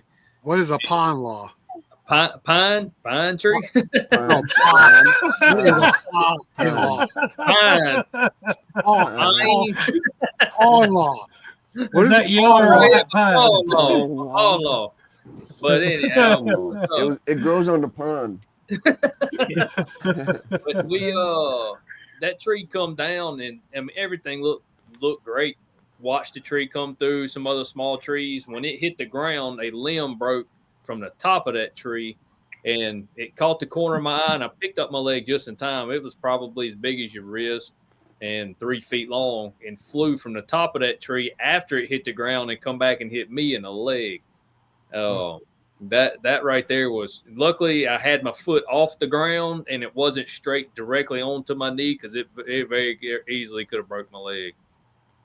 Easily. Yeah. Andy, how about you guys? We our sawdust confession would have to be we finally broke down and bought 2 Husky 540 XPs for limbing up. Couldn't take the little steels anymore. We broke down and bought Huskies. Can you believe that, Tim? Why would you do that? You've only got 92 steels. Yeah. So And one McCulloch. I'm sorry. yeah, the old McCulloch. Yeah. 1010. So when we first got the skidding winch, we had a tree that had come down and was embedded in the ground, still standing up, and we hooked on it. And instead of getting the bottom to pull out, we pulled the top over towards us. So that was a screw up. We learned to pay attention to where we were hooking onto the trees when we were pulling them with a skidding winch. So that was almost a boo-boo, huh? Yeah. Yeah, I've seen some pretty hairy stuff with winches involved. Mm-hmm. Cables popping. Man, that's a heck of a thing to come into a live stream and hear Eric running through the woods naked, ain't it? That's not where you want to. Naked. Not where you want to come into a live It was stream. a lot less of me then than there are now. Special guests running through the woods naked. That's great. Yeah, I learned early on, my early teenage years. I worked for a local guy that did tree work, fencing, anything to do with a chainsaw or a fence. And over here in some of our more wealthy neighborhoods up on the mountains, they'd hire him to go. They'd hire him and then me and others to go down in the woods, and we'd fall trees to clear their view. I had never seen a tree back up a hill until I started doing that, and I learned a good lesson. Just because that tree's going downhill, it can walk right back up that hill depending on how the canopy of that tree hits the ground. Mm-hmm. Absolutely. That keeps you in a hurry. I don't think there's a more dangerous situation than cleaning up storm damaged trees, especially when you got a bunch of them laying on top of each other. Yes, some of them got tension on them, and they just spring right out of there like they're like a trap. Yep, I agree with that. We don't want to talk about rolling logs off the mill. That don't happen. Yeah, that's what I said too. That's a I myth. almost didn't Yeah. put it on video. No, That's a myth. John, I saw yours on video, John. You can't get away from that. You Well, saw what I posted on video. You did yeah, not and see I it. didn't. But I can only imagine, John. Oh my gosh. that was the first thing gotta I did. admit- Was started cursing and ran over and shut off all the cameras. I gotta admit, I didn't And then even I watch thought- the whole video. That's the best YouTube footage. Yeah, and then I thought, no, Absolutely. I'm gonna go ahead and show, you know what I mean, me picking this up and explain what happened, and it happens, man. What can you do? Yep. You could have made a ton I of shorts out of that, John. You know Yeah, that? but there was Yeah, there was a couple he does. F-bombs in there. I couldn't. Exactly. I couldn't That's get what they out have of the the shorts. That's what they have the bleep button for. They'll probably got you Man. 2 million views. I was trying. Yeah. Oh yeah, there you go, Joseph sawing with Sandy. Yeah, Look at he his got place wrecked. whacked with that winter storm. He got wrecked. He lost a lot of the red pine. Yeah, he got wrecked. That was an ice storm, right? Is that what that was? Yeah, Yeah, that was yeah. ice. Yep. Right after he Yep. bought that big Clark mill, that new mill he bought. He's lucky But the those thing trees is, didn't come down. The thing of it is that Oh. those trees that Sandy has are planted red pine. You should have been thinned years ago. That's another classic example. Those trees are tall and thin. Yeah. You know, Yeah. I mean, all that all stuff's of them chicken racing- material, isn't it? All of them Yeah. racing for the sun. Those trees are Yep. tall, but they're really thin. Yeah. Now, do you guys occasionally find any old timber? And I ask that because we had the hurricane come through here last September, and we got a tremendous amount of wood brought in to saw that we'd have never sawed in our lifetime because these trees wouldn't have been cut. And I've got a hickory log laying right out here. We'll make a video on it when we saw it. It come off the side of a mountain up here. Mountain's been logged. It's been logged in the past, but they must have missed this one. It's in the 36, 38 inch range hickory. It's probably excess of 100 feet tall. I got my tape measure out there, and I could visibly count at least 32 grains to the inch, and I think it's more. Wow. This tree was 360 plus years old. Holy cow. Yeah. Wow. Now we can relate to a story. Somebody brought us a maple log that was dead, and it kind of looked rotted. We want to know if we could cut it up for him. I'm like, yeah, we can cut it up. So it was pretty solid. I started counting the rings on it. When I got up over 150, I gave up because my eyes were going across. You know how it is counting rings. Yeah. Yeah. We were past 150, and we still probably had 12 inches of log to go. Yep. While we were sawing it, when we got towards the center, we cut a musket ball in half with the sawmill. I was Oh, going to wow. say, was that the one with the musket ball? Yeah, had a musket ball in it, and the customer was thrilled. He wanted the musket ball, and he wanted the, he's like, I wow. promised this customer we'd cut him a 4 or 5 inch cookie off the end of it and kiln dry it. I told him, I said, I know it's going to crack and split apart. I said, but you can put it back together, sand that thing down, and you can put a little brass tacks across that, and you can map out American history, world history, in a log that old.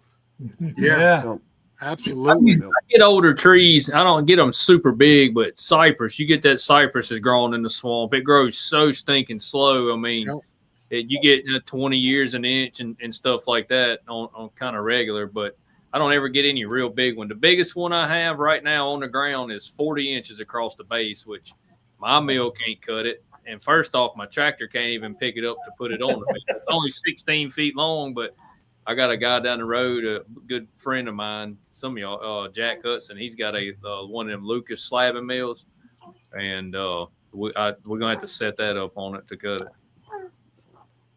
Yeah, that customer that came out today said he had that huge ash rick that was dead. He had to bring it down. He said he couldn't even move it with his tractor. He couldn't even pull it with his tractor. That's how big it was. Log, 8-foot log, he couldn't move it with the tractor. Yeah. Wow. Well, also, I thought you said it was his ass. That's what he just said. Yeah, he couldn't. He couldn't pull it with his ass. A-S-H. Johnny said he had ass. that Oh, big for ass. God's sake. He couldn't move that big ass. That's what I Wow. know. I know that's what you said. No, I did. Okay, Camfo. Come on. What kind of log was it? Ash. Oh, ash, not ass. Okay. See? Well, at least it wasn't stinky swamp ass. All right. Well, I got it. I was up at Man. Hudson this past week, and we were talking about There we go again. They got two mills. They got a 52-inch and a 64-inch slabber. How in the heck do you handle logs that size to put on a mill? Choco. You roll Yeah, I them know down. who's got one. He's got Ratco or a Lowell. LX 450 with that 52-inch cut. They just set that log on there and slab it. If they get halfway through, they'll take a big piece of equipment, set it off, roll it over, set it back on there. Just Well, see that's all they do. They don't do any dimensional stuff. It's just slabbing. That Lucas slabbing mill, it's made to set up in the bush. I mean, wherever you go, the logs on the ground, you just set it up, it's aluminum Set the frame, mill set it up around it. around it, and then cut it where you don't ever touch the log. Oh, that's Somebody cool. still got to manhandle that piece of slab out of there. Oh yeah, you need a tractor to pick your slabs. That big pecan I got, that's how we did it. We cut it with Thomas's slabbing mill several years ago. Yeah, I just When it takes a tractor to move the slab, it might be a little too big. That's why we call them cants. I can't move it. It's got That's tractor lid up running all- Exactly. That's where that came from. Can't. Can't move it. Can't move I it. love that. We cut stuff sometimes. I call them a won't. I won't move it. we constantly get requests. I'd like to have a 4-inch thick slab, 30 inches wide by 12 feet long. Oh, Can you cut that for me? Sure, I can cut it for you, but who's going to pick it up and put it on your truck? And you're not going to pick it up with your little Honda Odyssey. So I don't have any idea. I mean, you realize I don't think people realize how much wood weighs. no. I had a guy make a big order the other day. I forget how many 8x8 posts it was. It was like they were 14 feet long, and he shows up with a 14-foot exact trailer. Landscaping trailer. Yeah, he said, we're going to get all this on here. I said, do you realize you have like 15, 14-foot 8x8s? You have like 30 4x8s, 16 or 14 feet long, for building a timber frame pergola or whatever at his house. He said, I should better haul all that. I said, you tell me when to stop loading. And then he had to come back for a couple more trips. Yeah. Stop. The fenders are touching the tires. I said, all right, stop. Yeah. We recently sought out an order for a guy, and he came to pick it up in a what did he have? An F-350 Ford, Tim? F-350 flatbed, yeah. Yeah, flatbed. We started stacking the lumber on it, and we didn't get halfway through the order. He's like, "Oh, we gotta stop. We can't do it anymore." It's rubbing on my wheels. That pile of lumber sitting out there and just out in the yard or whatever, it looks big. But when you start putting it onto something, then you really start seeing how much lumber that is. Well, it was green. It was green hemlock, which is heavy anyway. And he said, "Yeah, load me up. I got a good truck." Yeah, okay. Oh boy.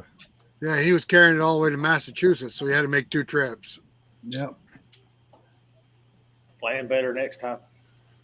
Yeah, that's what I said.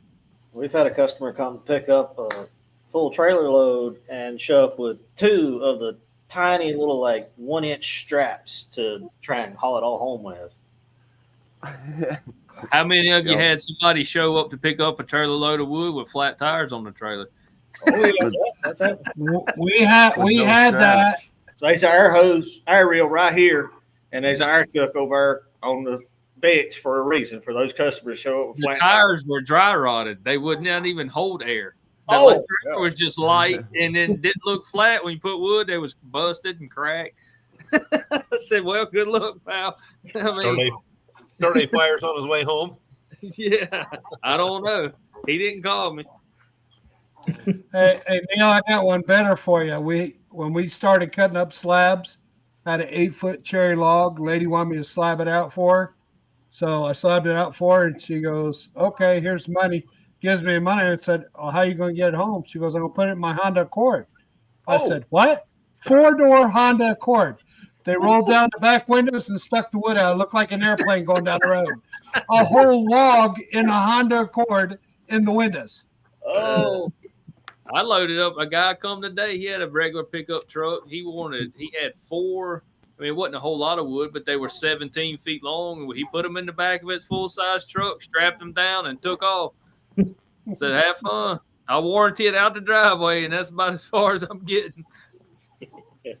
I think I had one time. I don't remember all the details, but I took my phone out and took a video of me and him. I said, I told him when he drives out, he's on his own. Click. Yeah. Make it It was to that the bad. driveway. Oh, my goodness. Hey, John, you see over there in the comments, I wrote absolutely. I misspelled it. So did you. Yeah. Damn, John, you're as bad as Rick. I'm just copying Rick. I'm just Mhm. copying Rick. I I'm not going to see. tell you how to do that.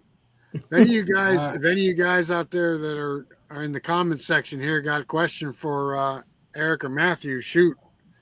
We're open for discussion. Jay. Where are we at? We're at what do we actually do? We've done the myth, right? Yep. We're done with the myths. Here's what we actually do. Oh, you already saw that one, right? There's what we actually do. Yeah, you might do that. We don't. Yeah. There's what loggers actually do nowadays. So I had these on there. I had these on there for Does anybody know this is what what those you cost nowadays? anyone know what that is? $250 It's a million. farmer. That's a That's hay a rake. farmer. And there's a Grease there's a monkey. grease monkey, right? Yep. Yeah. Well, nowadays there's a grease monkey with his computer. You know, What's the And farm there's a look farm. like? and there's a farmer. Yeah. You know, You're I mean, right. but people still thinking that that's a logger.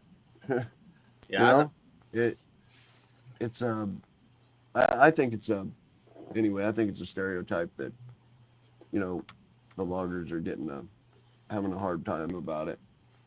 I don't know. I don't know any guys that run around with a pickup truck and a chainsaw that can afford a $500,000 tree feller.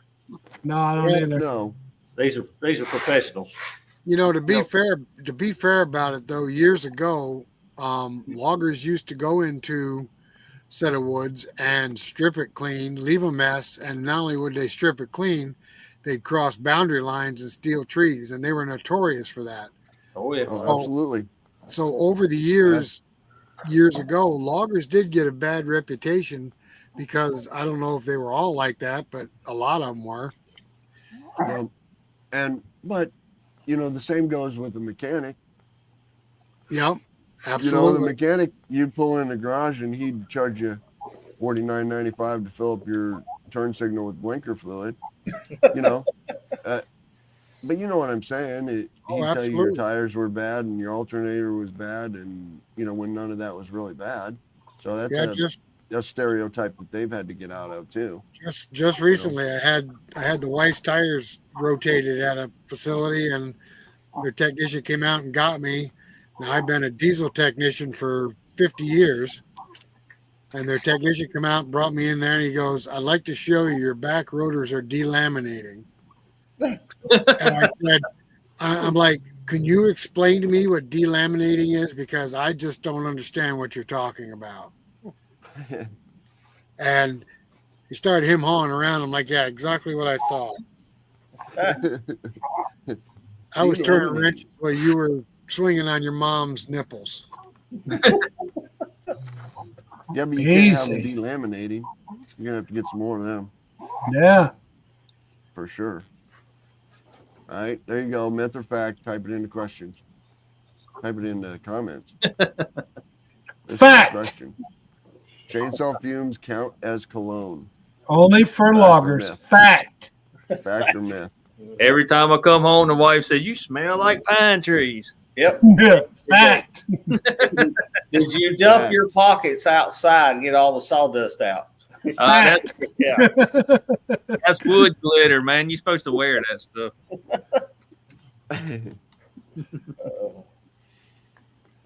Oh man, what are we doing here? The importance of active. Looks like the facts have it, Forest John. management? Fact. The facts have it. It is fact. Yep. Man, glitter. Fact. Love it. The I love importance you of forest guys. management You guys are reduces coming up with some wildfire. good stuff. There you go. Absolutely. I mean, I wish that Eric and Michael were on here. They're both doing that right there. Active forest management to reduce the wildfire risk in California and Oregon, or Washington and Oregon. Well, in our small part of the world here, we had the worst fire season I've ever seen. I was in the fire department probably 10 years ago for a decade or so. And all of that stemmed from This year? Yeah, this past year. It all stemmed from Hurricane Helene last year, knocking down all this damaged wood in the forest. And then we go into fire season, and it took a month, and it basically took a week's worth of rain to finally put it out. The fire departments couldn't do nothing with it because it's all mountainous terrain. And that stems from all the downed trees that we don't normally have in this area, but we had because of the hurricane. Right. Correct. Yeah. Forest management, is a very important tool, especially you live out west where you got high density and you have mountainous terrain with forest. If you don't manage that wood, you're going to have a California fire every year, every week, every time you turn around.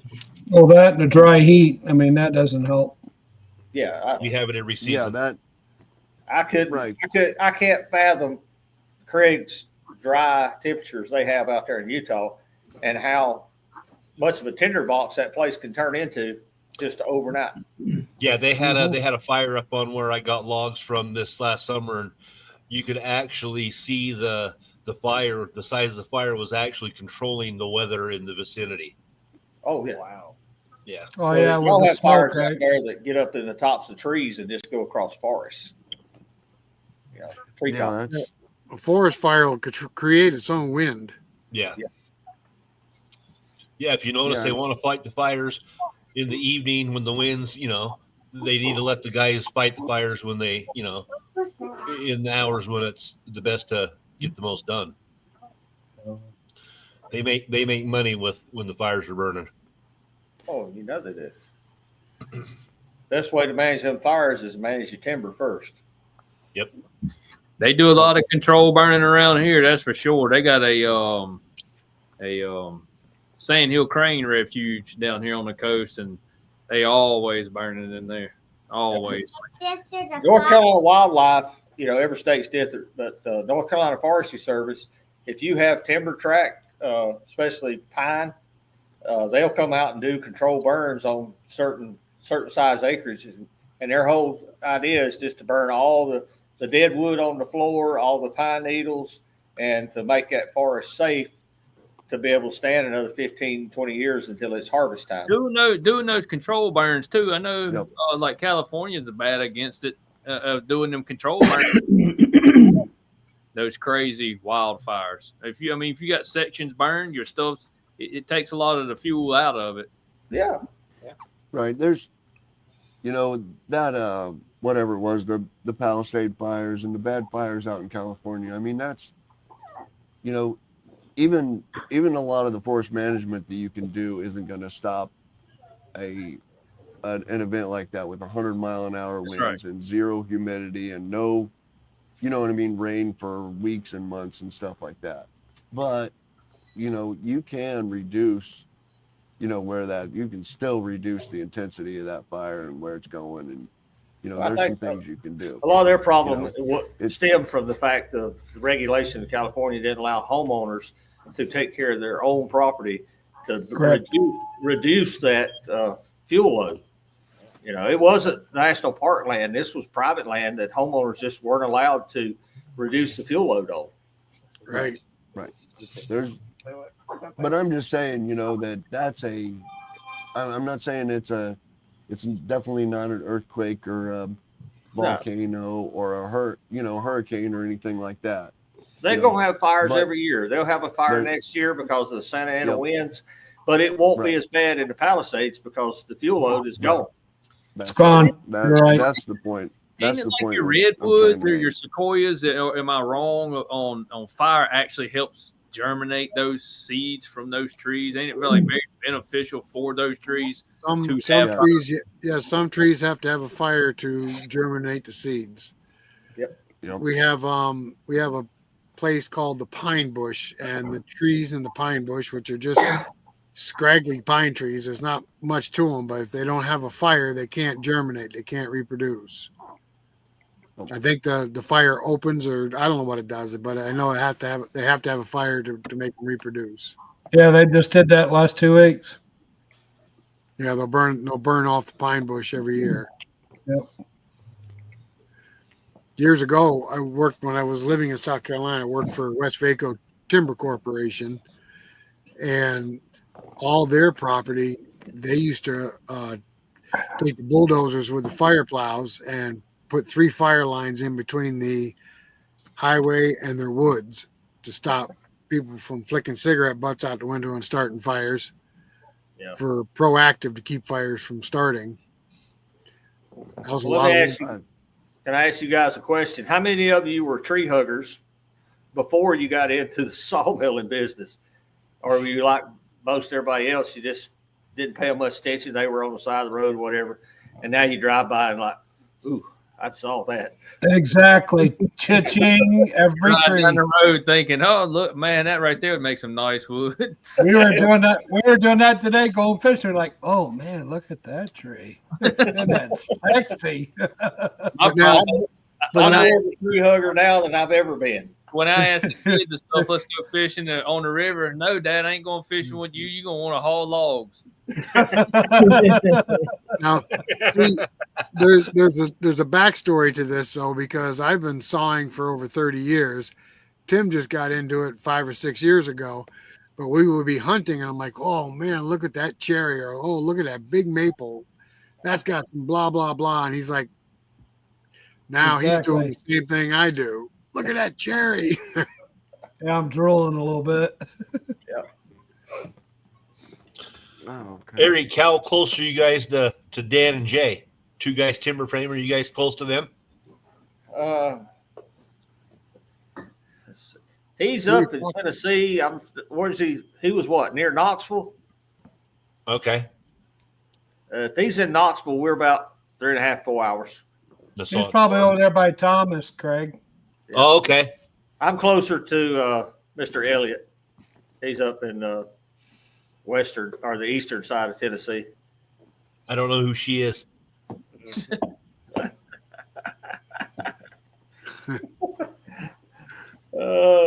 Man. But we like our part of the country. I like Just talking. south You of can Knoxville. hear different things around the country, different, things you have to deal with, different timber you get to deal with. We have similar species, but even a white oak here in Western North Carolina is not exactly the same white oak Neil has in Mississippi. Right. That's right. Yeah, there's a lot of swamp chestnut oaks down this way. That's what you see a lot of, the chestnut oak. Well, that's what's nice about like this forum right here. We're from all over the United States, and what makes it nice is we all can come together and we can all talk shop or wood or sawmills or whatever, but we always come to the same consensus no matter where we are in the United States. Yep. Now, Yep. So let me And I ask want you. to thank each and every one of you for what you do, because it's a thing that you have to get in your blood. It's not just, going out and saying, "Oh, I want to cut a piece of wood." It's got to be in your blood. Yeah, you gotta have a passion for it for sure. Absolutely. I didn't know I had a passion for it until I needed to build a house, so I bought a sawmill, and then there you go. That's how it started. You get hooked. Not don't just you? a sawmill. Yeah. Yeah, I bought one in my 40s just for have something to do. My kids was grown. Matthew was the last one out of the house in the Army, so I need a hobby. And It's a hobby that got way out of hand, Lois. Let me tell I you. guarantee you. I graduated It's high kinda the school. He same. doesn't have a single piece of equipment, no tractors. 3 years later, coming home from the army, he's got 3 tractors, a sawmill, skid steer. He's got a bunch of stuff. Like, where was all this stuff at when I was doing all this? Didn't need it. Well, funny thing, Matthew, I didn't even know what you sounded like till tonight. Well, he's the one that likes to talk on camera a lot. Behind the camera, trying to get him to shush. I know. I got a bigger It's brother going. does the same thing. Yep, yep, yep, yep, yep. So just like Joseph said, just like Eric said a minute ago, you know, your white oak isn't the same as anybody else's. You know, and Joseph just said the hackberry trees in Illinois aren't the same as they are down south. Correct. You know, and when Jack Beckworth was on with Woodmiser and he was trying to explain blades to us, Yep. you know, he says, "Man, I can't. Your brother-in-law I can't like that, honestly. Matthew. I can't honestly say that, you know, this 10-degree blade or this 7-degree blade or this whatever blade is good for your pine." He Right. said, because the pine in North Carolina is different than the pine in southern Indiana. It's different than the pine in Louisiana. It's different than the pine out west or in New York. The You know, fur. Yeah. so it depends on, you know, a lot on where you're at. And That's what why I you're don't using. argue with people on what they use for a blade lubricant, because what I need here for my species is definitely not the same thing Craig needs out west at 6% moisture. Exactly. Absolutely. You know, you got to do what works in your area. Like, do you have any problem with white oak pitch in Mississippi, Neil? Not really. You're muted, Neil. You're muted. Well, here I run lubricant on my white oak because it will be pitchy just enough to gum up the blade. Right. And see, I don't cut a whole lot of hardwood down here. So, you know what I mean? I'm 95% pine. Yeah, we're probably 50-50 on what we cut, pine and hardwoods, whether they be an oak or maple, hickory, ash, something like that. There's not a lot of hardwood harvesting down here. I mean, I'm in the pine belt. I'm pretty much pine everywhere you go is pine, besides the water oaks. Y'all have the southern live oaks? We got the live oaks, and them juggers is like cutting concrete. Yeah. They are. I mean, that. I know what you're saying there. Yeah, that stuff. My mom and dad's got some in their yard. I would imagine they have to be 8-9 feet across. Them live oaks. Because they grow in clusters. You got several in one spot, and you can't. I mean, they're gigantic. Yeah. Tell sawfish to quit rubbing it in. We have a pin oak species here, and it's probably the most useless oak in the world. I don't know what you do with it. It rots outside. You try to cut a board out of it, and it'll warp and twist, and crack. I mean, I get people all the time. I got a bunch of pin oak. I said, well, you got a bunch of nothing. Yeah. It's barely worth burning. Yeah, firewood's probably the best use for it. Right. Pallet Hey, wood. They Andy. use it for pallet wood. Yeah. Yep. Pin oak is pallet wood. Andy, But that customer we had out today says he loves white cedar. Oh, really? Yep. Yeah. Yep. They And, make there's signs. They make signs out of it. Signs, you said? Yeah. Cool.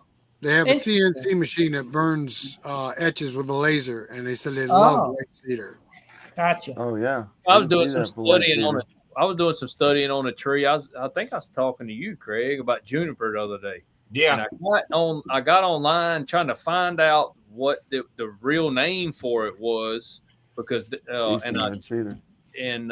it's in the cedar family, of course, but it's an Atlantic white cedar is what they call it, and I mean what they call it, and they get big.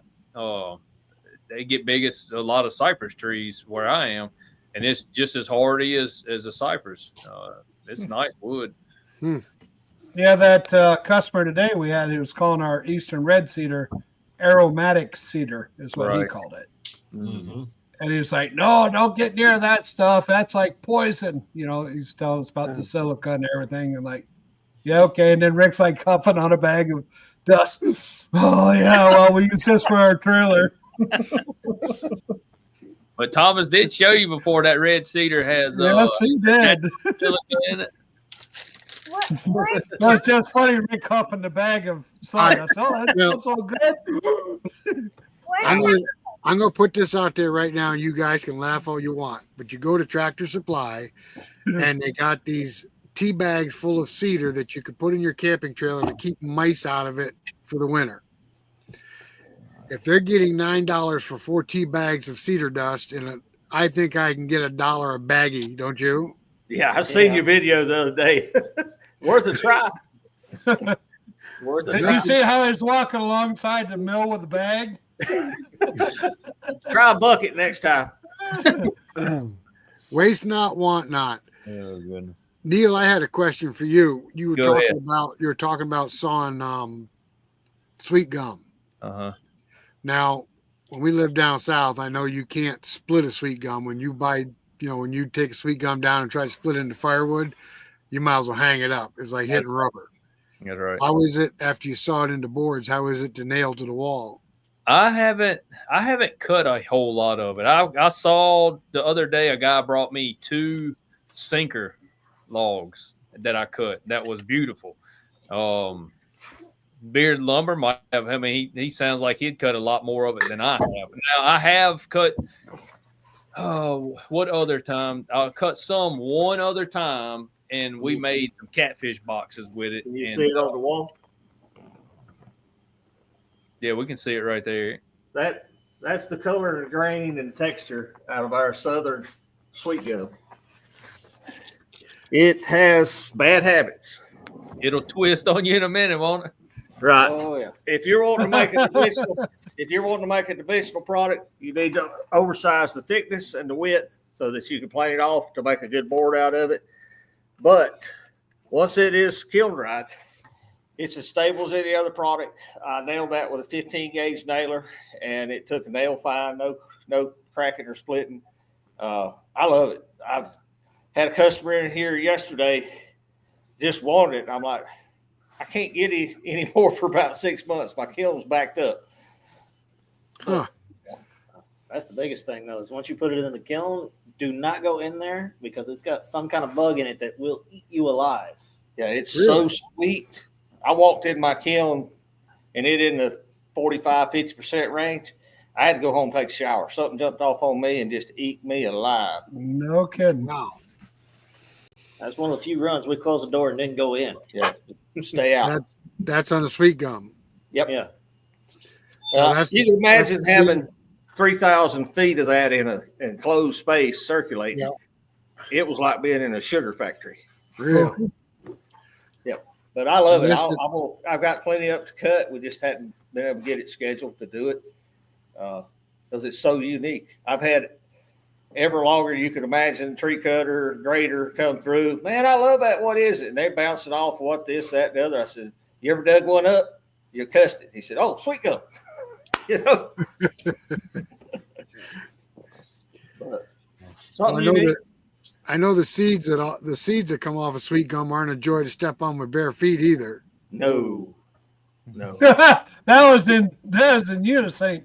The only thing worse than them was chestnuts. Grandpa had a bunch of chestnuts, and run around his house with bare feet was a minefield.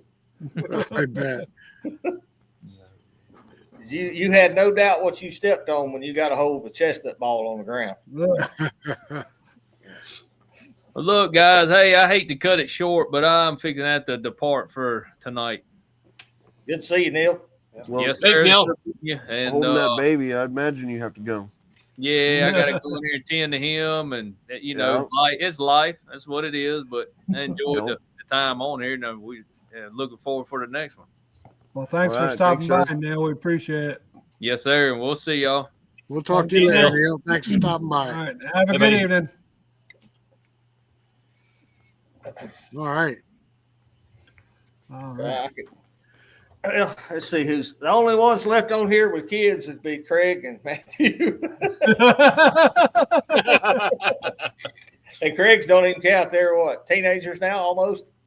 He's got a Yeah. grandkid now. 13. 13 and one Granddaughter? granddaughter. That's, oh, Craig, didn't you said you needed a Matthew? Yeah, I'll take Matthew. Now,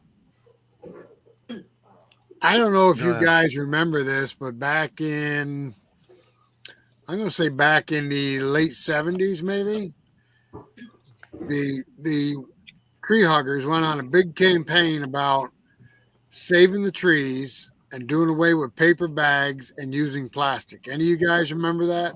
oh yeah. Oh, yeah. Plastic's the way to go. Save a tree, do away with the paper bags, blah, blah, blah, blah, blah. Now what are you hearing nowadays? Bring the paper bag Yeah, back. you can't even get a paper or a plastic bag in New York. Nope, you can't. They Yep. outlawed them. Yep. Wow. I take a big garbage bag from here to New York every time I go. You want me to bring you one? Back to paper. Yeah, we got paper again, and they're I free, just- believe it or not.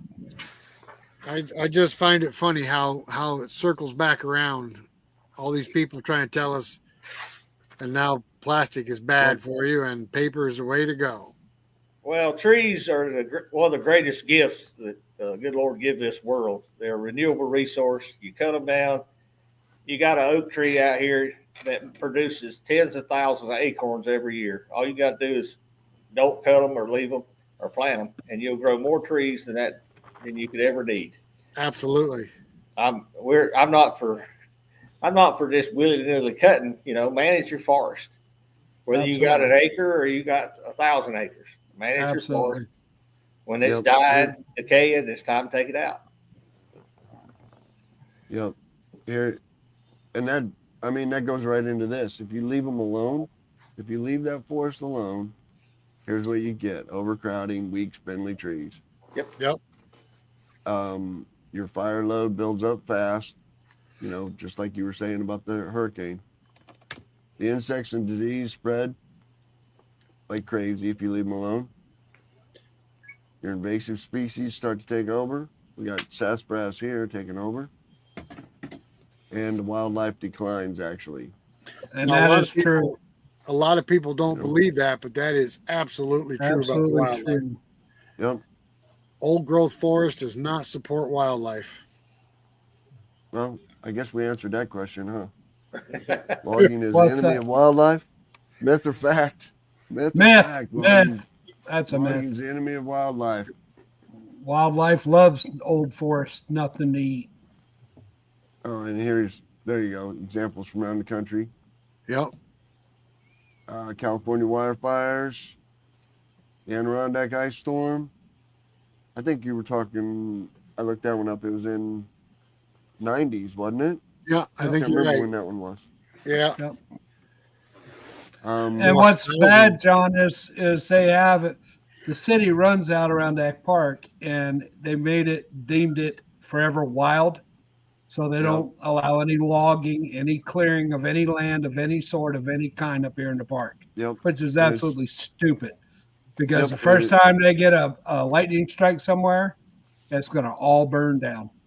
Yep. We had Table Rock State Park over here in South Carolina, probably 45 minutes away. The same time we were having the wildfires, they had a bad one over there. Unfortunately, theirs was started intentionally by some kids. But that whole area is run as a state park, so they never do anything other than keep the walking trails up. And there's such a tremendous fire load in there. It burnt the same length our fires burnt here until we had enough rain to basically put it out, because it was in mountainous terrain, and you can't put firefighters on top of a hill coming down to it or under a hill going up to it when you got these kind of winds. It's just a good way to get somebody dead. Absolutely not. So all they could do was play containment for a month until we got enough rain to rain it out. Now, Eric, I want to tell you a funny story about Table Rock since you mentioned it. Yeah. I took some Boy Scouts and we went camping at the state park, and we Did you hike the Table Rock? we climbed Table Rock to the top. On the way down, we were probably halfway down, Yeah. and we run into a group of hikers going up, clearly city people. And they're like, "How much further to the top?" I said, "Well, you got a ways to go." "Oh my God, we're so hot and thirsty." I said, "Well, they got a restaurant and stuff up there on top, so it's not a big deal." Oh, I said, Lord. once you get to the top, they got a restaurant. They got all kinds of stuff. You can sit up there and look at the view. It's really pretty. "Oh, really great." And they took off. Oh, man. I don't think I set a good example for my scouts. No, you did not. I forget, what was it, 4 hour or 6 hour round trip to the top? About Yeah, 6 it's hours. quite a bit. It's, Yeah. it's And a then tough they had a second mountain that you could go to the top of Table Rock and you could Yep. cross over and then come back around, and it was like a 10-hour hike. Yeah, Table Rock was a tough hike too. It wasn't easy. Oh yeah. It was 100% mountain. Yeah, I You were a told those bad people, boy. I said, "There's a restaurant up on top. You can get refreshments. Beautiful view. You'll love it." Which one's a They fact? got all excited. That one's a fact? You think that's what he's talking about? That one's a fact? I don't know. Is it? Fact? Fact or I don't know. Fact or myth? Underwear? Yeah. I don't know about the underwear. I get 50% sawdust in your underwear. That's me. You don't I get get you don't get that unless you got pockets plumbers, full of right? Yeah. I get it everywhere. I don't know about you guys, but it's I just just everywhere. end up with pockets full of sawdust. Yeah. Me too. Chainsaw. There you go. That chainsaw This just is puts a it good right in one. your pocket. Now with this Oh, yeah. sitting right here in my stool, I don't get near as much sawdust as I used to. Oh, yeah. Keep Oh, bragging. Go ahead. Matthew Yeah, gets yeah. more of it Us, now. us hobby millers are just going to have to get the sawdust off, I guess. Hey, I still chainsaw all the rounds. He goes out there. It gets one's too long. I'll grab the big steel 500i and I'll Yeah, buckle but it. that's a different sawdust. Those are chips. Now, see, I get yelled at every night coming in the house with sawdust, and I just explained to the wife. I said, "That's not sawdust. It's money." Yeah. She doesn't agree with me. It's No. man glitter. That's man glitter. Absolutely. Yep. I think it's man glitter. Here you go. Here's a good one. What do you think the future of forestry is? You know, teaching. Well, it depends on our next generation, John. If you're I going to think be it able to depends get them on off us. the couch or not. Get them in the woods early before they're on the Yeah. couch. Yeah. You know. Well, they're already been on the couch thanks to COVID. Well, Here's one. Here's one that I like. Use the sawmill as a classroom. Man, I'd love to be able to do that. You know, bring Oh, your yeah. 4-H out here, bring your I would. FFA out here. You know, now, forestry management falls into a couple different areas. Around here, we have a forest pine that they plant with the intention of harvesting it every 20, 25 years. That's a clear-cut type harvest. But Right. that's completely different than managing a hardwood forest where you go in and you selectively cut the mature trees to allow the 12, 16-inch trees room to grow. well, You got to have both. If we don't have the pine industry taking, thousands of acres of clear-cut pine and turning it into paper, plywood, different things, we lose the whole industry. But we don't need the whole country clear-cutting pine. No. right.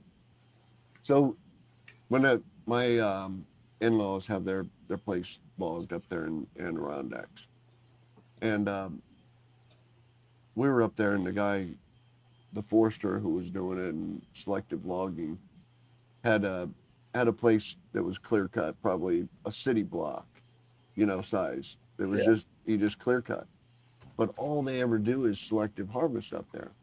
And so I had to ask, I said, why are you clear cutting this? And he said, man, it's bringing in the small trees, it's bringing in the bushes, it's bringing in the wildlife. You know what I mean? He said the wildlife can't. If you just continually selective harvest out of that, you have no open areas. Yeah. You're bringing in no new trees. You know what I mean? You're bringing in no new bushes. You're bringing in no new wildlife. Some of that wildlife can't live in an old forest. An old growth forest. It takes a good mix of everything. And yep, and it impressed me that they were doing that. Just Our son, I'm sure Neil will tell you the same thing down there in Mississippi. They plant thousands and thousands of acres of set out pines, and they create a great forest habitat for 20, 25 years. And they come in and they take it all out. And within 6 months, you've got a canopy back in that forest of just immature weeds, immature trees, while they're waiting on the new growth that they've replanted to come back in and take over. And in 10 years, all that stuff that grew up real quick is dying back out.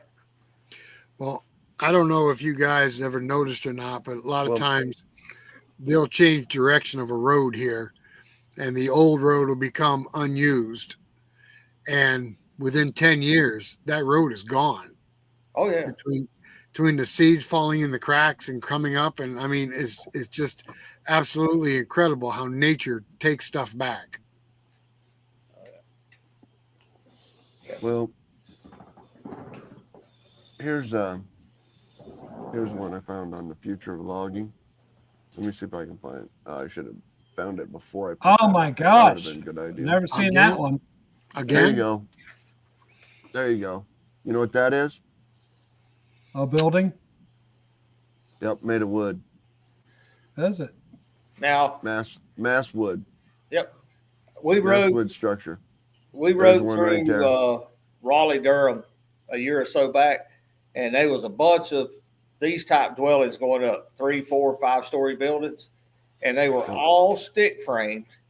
And the reason they were stick framed is somebody did the math that they could buy 2x4s and 2x6s and sprinkle the whole building cheaper than they could buy concrete and build a concrete slab 3 or 4-story building apartment complex. Well, No kidding. Yeah, this is. That's a lot of wood there, brother. It's called mass timber. It's called mass timber. So it's not like buying a 2x4, you know what I mean, or buying a 4x4 and building a building or anything like that. It's glued together and it's specially made, specially manufactured. Explain to me why we don't have plastic 2x4s in this country instead of all the waste that we put in the trash dumps. Plastic and wood pulp, and you can make 2x4s that'll basically last forever as long as you don't light it on fire.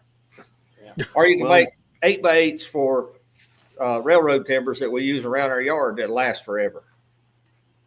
There's the other thing with that new building, that new mass timber building, is the fire resistance, in it. Is the fire gets started and it actually chars the wood and then it won't burn the rest of the wood because the outside's charred so fast that it won't. It meets all fire qualifications. Huh. It's look, I mean, not as much as brick. Of course, brick doesn't burn as much as that wood does. Right. Now, you northern guys are close to Canada. They're real big on this pink wood that's been sprayed with some kind of anti-fire coating. Is that really worth the effort? I don't know. But I know that mass timber stuff, they're saying it's worth it. They're saying it's the new steel. I mean, it holds up to earthquakes better than steel, and almost as good as concrete. It's fire retardant. They're building skyscrapers with it. Structurally sound. Yeah. How long is that glue going to last, though? Yeah, Once I'm it not starts to delam, it's all coming down. Yeah, I'm not an I don't know. environmentalist, but I am a conservative, and there's no sense in wasting and burying stuff that we could recycle. We recycle good with metal and steel. Maybe it's time we learn how to do plastic. And I'm not talking about buying a T-Rex board that costs you $35 for a 16-foot piece of it. Right. A reasonable price that people would buy and use. Well, I can tell you right now, a lot of people don't realize it, but plastic can be broken down back into oil. Did you know that? Yeah. I've seen some guys using those vacuum type converters to Right. turn that back into a petroleum product. Yeah, it takes heat and vacuum, but you can turn plastic back into a petroleum product. Hmm. You That's know what what I he's tell talking. them about wood. We grow it, we harvest it, we make something out of it, build a house. 100 years later, that house gets bulldozed, gets buried, turns back into dirt, and it grows more trees. Right. It's just like the old body. It's a full cycle. It goes around and around. Andy, you ever heard of that pink wood he was talking about? No, fire retardant sprays. I don't think we're dealing with them a lot in the United States, but I No, would it's- think for commercial buildings like that, it would be required. No, it can't. It's a big thing in Canada. They Mhm. pretty much require it now. All your structural framing is going to have some kind of pink coat, fire resistant spray on it. I'm sure that Mhm. adds a lot of cost.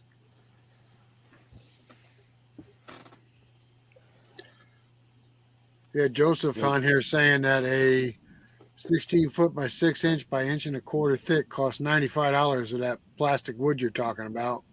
Yeah, that's That's ridiculous. it is. That's that T-Rex like they use for decking, right? Right. All that T-Rex has in it is plastic, wood pulp, and they got a UV protector to keep it from fading out in the sun. Yeah. They And just, it does break down eventually, doesn't it? I was going to say plastic breaks down in the sun eventually from the heat and whatever. UV. Yeah. Anyway, that's another recycling topic. We're talking about recycling wood, trees. So Did Craig say something?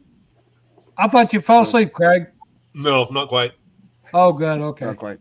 It's still early for him. Yeah. It's I 3 know. hours tonight. What time is Dinner it? time. It's starting to get dark. Dinner time, Craig? I missed dinner. Oh, no. Yeah. So We had a Here's birthday one. party today, so I had an extra piece of cake. I'm good till 11 o'clock. I agree. I agree with Nomad. I think we need to leave wood simple, just the way it is. So here's one for you that you don't know. You ready? Half of all kids, I don't know who did the study or anything like that. Should be drowned. It was nope.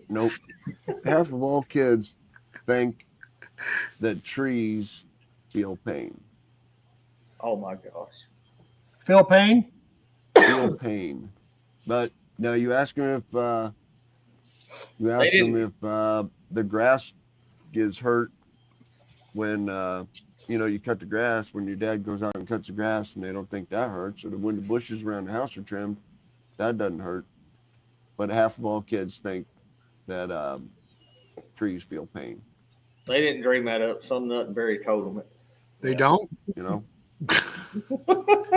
Was that part of the woke crowd that did that? I don't know. No, that was the American Logging Association in their classes No that kidding. they have. That's the Yep. same kids that like Tide Pods. No, I don't know. I didn't know why they asked that question. They just like the But it was taste of them. It was the American Logging Association having classes with kids. Oh, wow.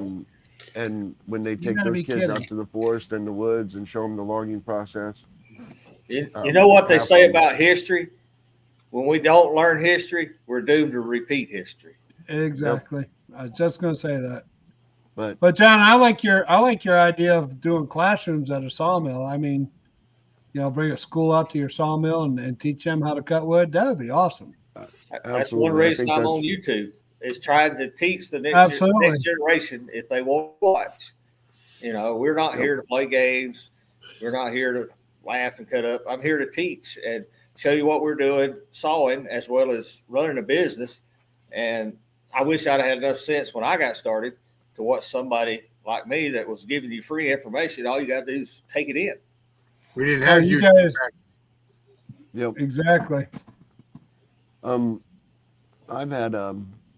I've had people come out and just, who've never seen the inside of a log, you know what I mean, before, and just looking at that, just cutting that open and being able to look at that and see it, You know, We cut every day. Don't when you you get first- excited when you open a new log and to see I something? Every get single excited every time. hardwood I open for sure. I think that's what got me hooked was opening it up and seeing all the different. It's like a aspects Christmas of it. present. You rip the wrapping off Absolutely. and see what's there. Absolutely. Sometimes it's But- sometimes it's oh man, come here, Matthew, look at this. Yeah, or Right. sometimes it's a gate latch and you're cussing. Sometimes it's a gate latch. You got to turn Oh, the camera off. I was going to ask you guys, how much metal do you hit with your timber? A lot. Quite a bit. I've got a plastic screw bucket in here screwed to the wall, and Yeah. it's about to overflow with nails and bolts and latches. One day I'm gonna build me an office table. Just pour it Yeah. all in there. How about a electrical connector Oh my gosh. from the Yeah. 50s? I found that in the middle of a 40-inch Oh. pine tree. Oh my gosh. And I know the guy that cut them. He cut them in 20-foot lengths, and this wasn't a butt cut. So he had to be Really? above 20 foot off the ground. Holy cow. Yeah, because usually when people bring us wood, we tell them first 8 foot we don't take. Yard trees. Yeah, Yard yard trees. trees. We Worst hit metal. It's cost of I doing think- business. I've hit numerous clothesline pulleys, but I think the worst I ever hit is I hit a horseshoe in the middle of a log. Ooh, They say they used to take horseshoes and hang them up Yep. on the limb of a tree, and it would grow into the tree. I was I sawing hear- some white pine this past week that come down from the hurricane. They actually come off my neighbor's property. Cousin over here's tree man grader. He was doing the cleanup and brought it all to me, and I bought it. And I hit a little patch of 2 nails. And as soon as I hit it, I knew exactly what it was because we have a group around here. It's called the feeder trails, where they ride. The homeowners give people permission to ride their horses through, and they got a little diamond sign, and it's got a nail here and a nail here. And if it was daylight, I could see one right there on my neighbor's tree.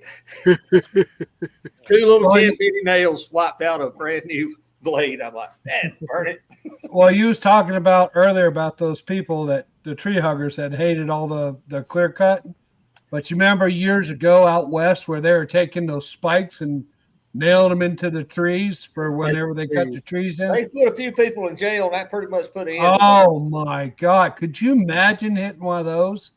Oh, with my mill, it's a $40 flew up. But you Absolutely. take a guy with a big Edmondson sawmill, and he's got a 48-inch blade. That's $3,600 for the blade, and he's got Yeah. $1,000 more in teeth and Oh, yeah. locks. And you hope he didn't get hit with the teeth and locks when they come. flying down Absolutely. there. Yeah. Yeah. That horseshoe you hit, Rick, that was with your circle mill, wasn't it? That was with the circle mill. The worst that went through the horseshoe. It only dinged like 4 teeth. I did hit a cobblestone in the middle of a tree. That put all the teeth and shanks through the roof I bet so. and messed up the blade. I thought I was done for sure. Wow. Had I a hear guy Joseph. come out, took the blade off the mill and rolled it in his van, hammered it back straight, put new teeth and shanks on it, and put it back on the mill in 2 hours. I Can couldn't you see believe it. my circle blade hanging up there? Yeah. Yeah. I got one. I bought 5 of them off a guy a couple hours from here, a year or so back. I got one left. And you know how all the shanks look nice and turned, Right. the pockets? That one's got 2 pockets that look like this. I mean, it ripped the pocket slam out of it. I thought I wouldn't have wanted to been anywhere around when he hit whatever he hit with. Oh, ooh. Yeah, I thought for sure I ruined my blade, and the guy come out and looked at it, and he's like, "No, I can fix it." And he rolled it in the van. I said, "You want some help?" "Nope." He closed the doors. "I'll let you know when I'm ready to come out." That's a lost art. Yeah, it is. It really is. Hammer one and fix one. He was an old feller too, wasn't he, Rick? Yeah, he was an old guy. Yeah, I had a 63-inch blade. 63-inch blade. They're about like aluminum welders. They ain't gonna let you watch. No. I Only just tell you what I'm doing and give you a bill. Yep, that's exactly right. Yeah. Oh, loose handy. I think he fell asleep, fell out of the chair. Uh-oh. Paul hasn't been typing on here too much because usually the other one types on here. I wonder where Paul is. Now, He's on have you Joseph. guys had any luck trying to sell wood to the professional industry? I sold my 35 when we bought this 70 to a guy up in Tennessee. And his whole purpose of buying that mill is he had gotten into years ago cutting maple. That's all he cut. Said the longest log he'd ever cut was 5 foot. Yeah. He would cut it and book match it, and he'd sell it to Gibson guitars. Just about every Gibson guitar for the last 20-something years that had his maple on the face of it. And he sold his mill, kind of got out for a little while, and got back in it and was renting somebody. So I said, well, you need to quit renting, come by. He was here the next day. But somehow or another, he got hooked up with the industrial market, and that's all he does. Huh. Yeah, you can get lucky and hit something like that. I've never been that lucky. We sell mostly to crafters now, people that do crafts. Yeah. We do real well with it, but yeah, that'd be nice to get into something like that. Oh, yeah. I know I'd like to ask Neil because like Remington Arms moved out of up where y'all are at in New York in that area, and they moved down to the south, either Right. Alabama or Mississippi. They still got to have a network of buying walnut for all their firearms. You would imagine.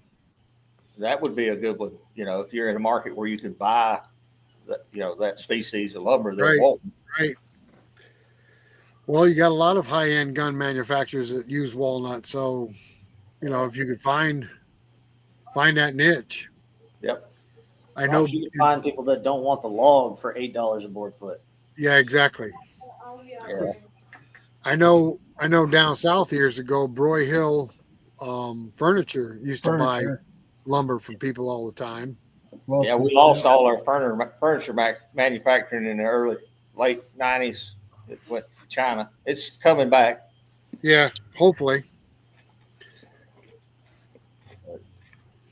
Yeah, because that was all up in central North Carolina, wasn't it?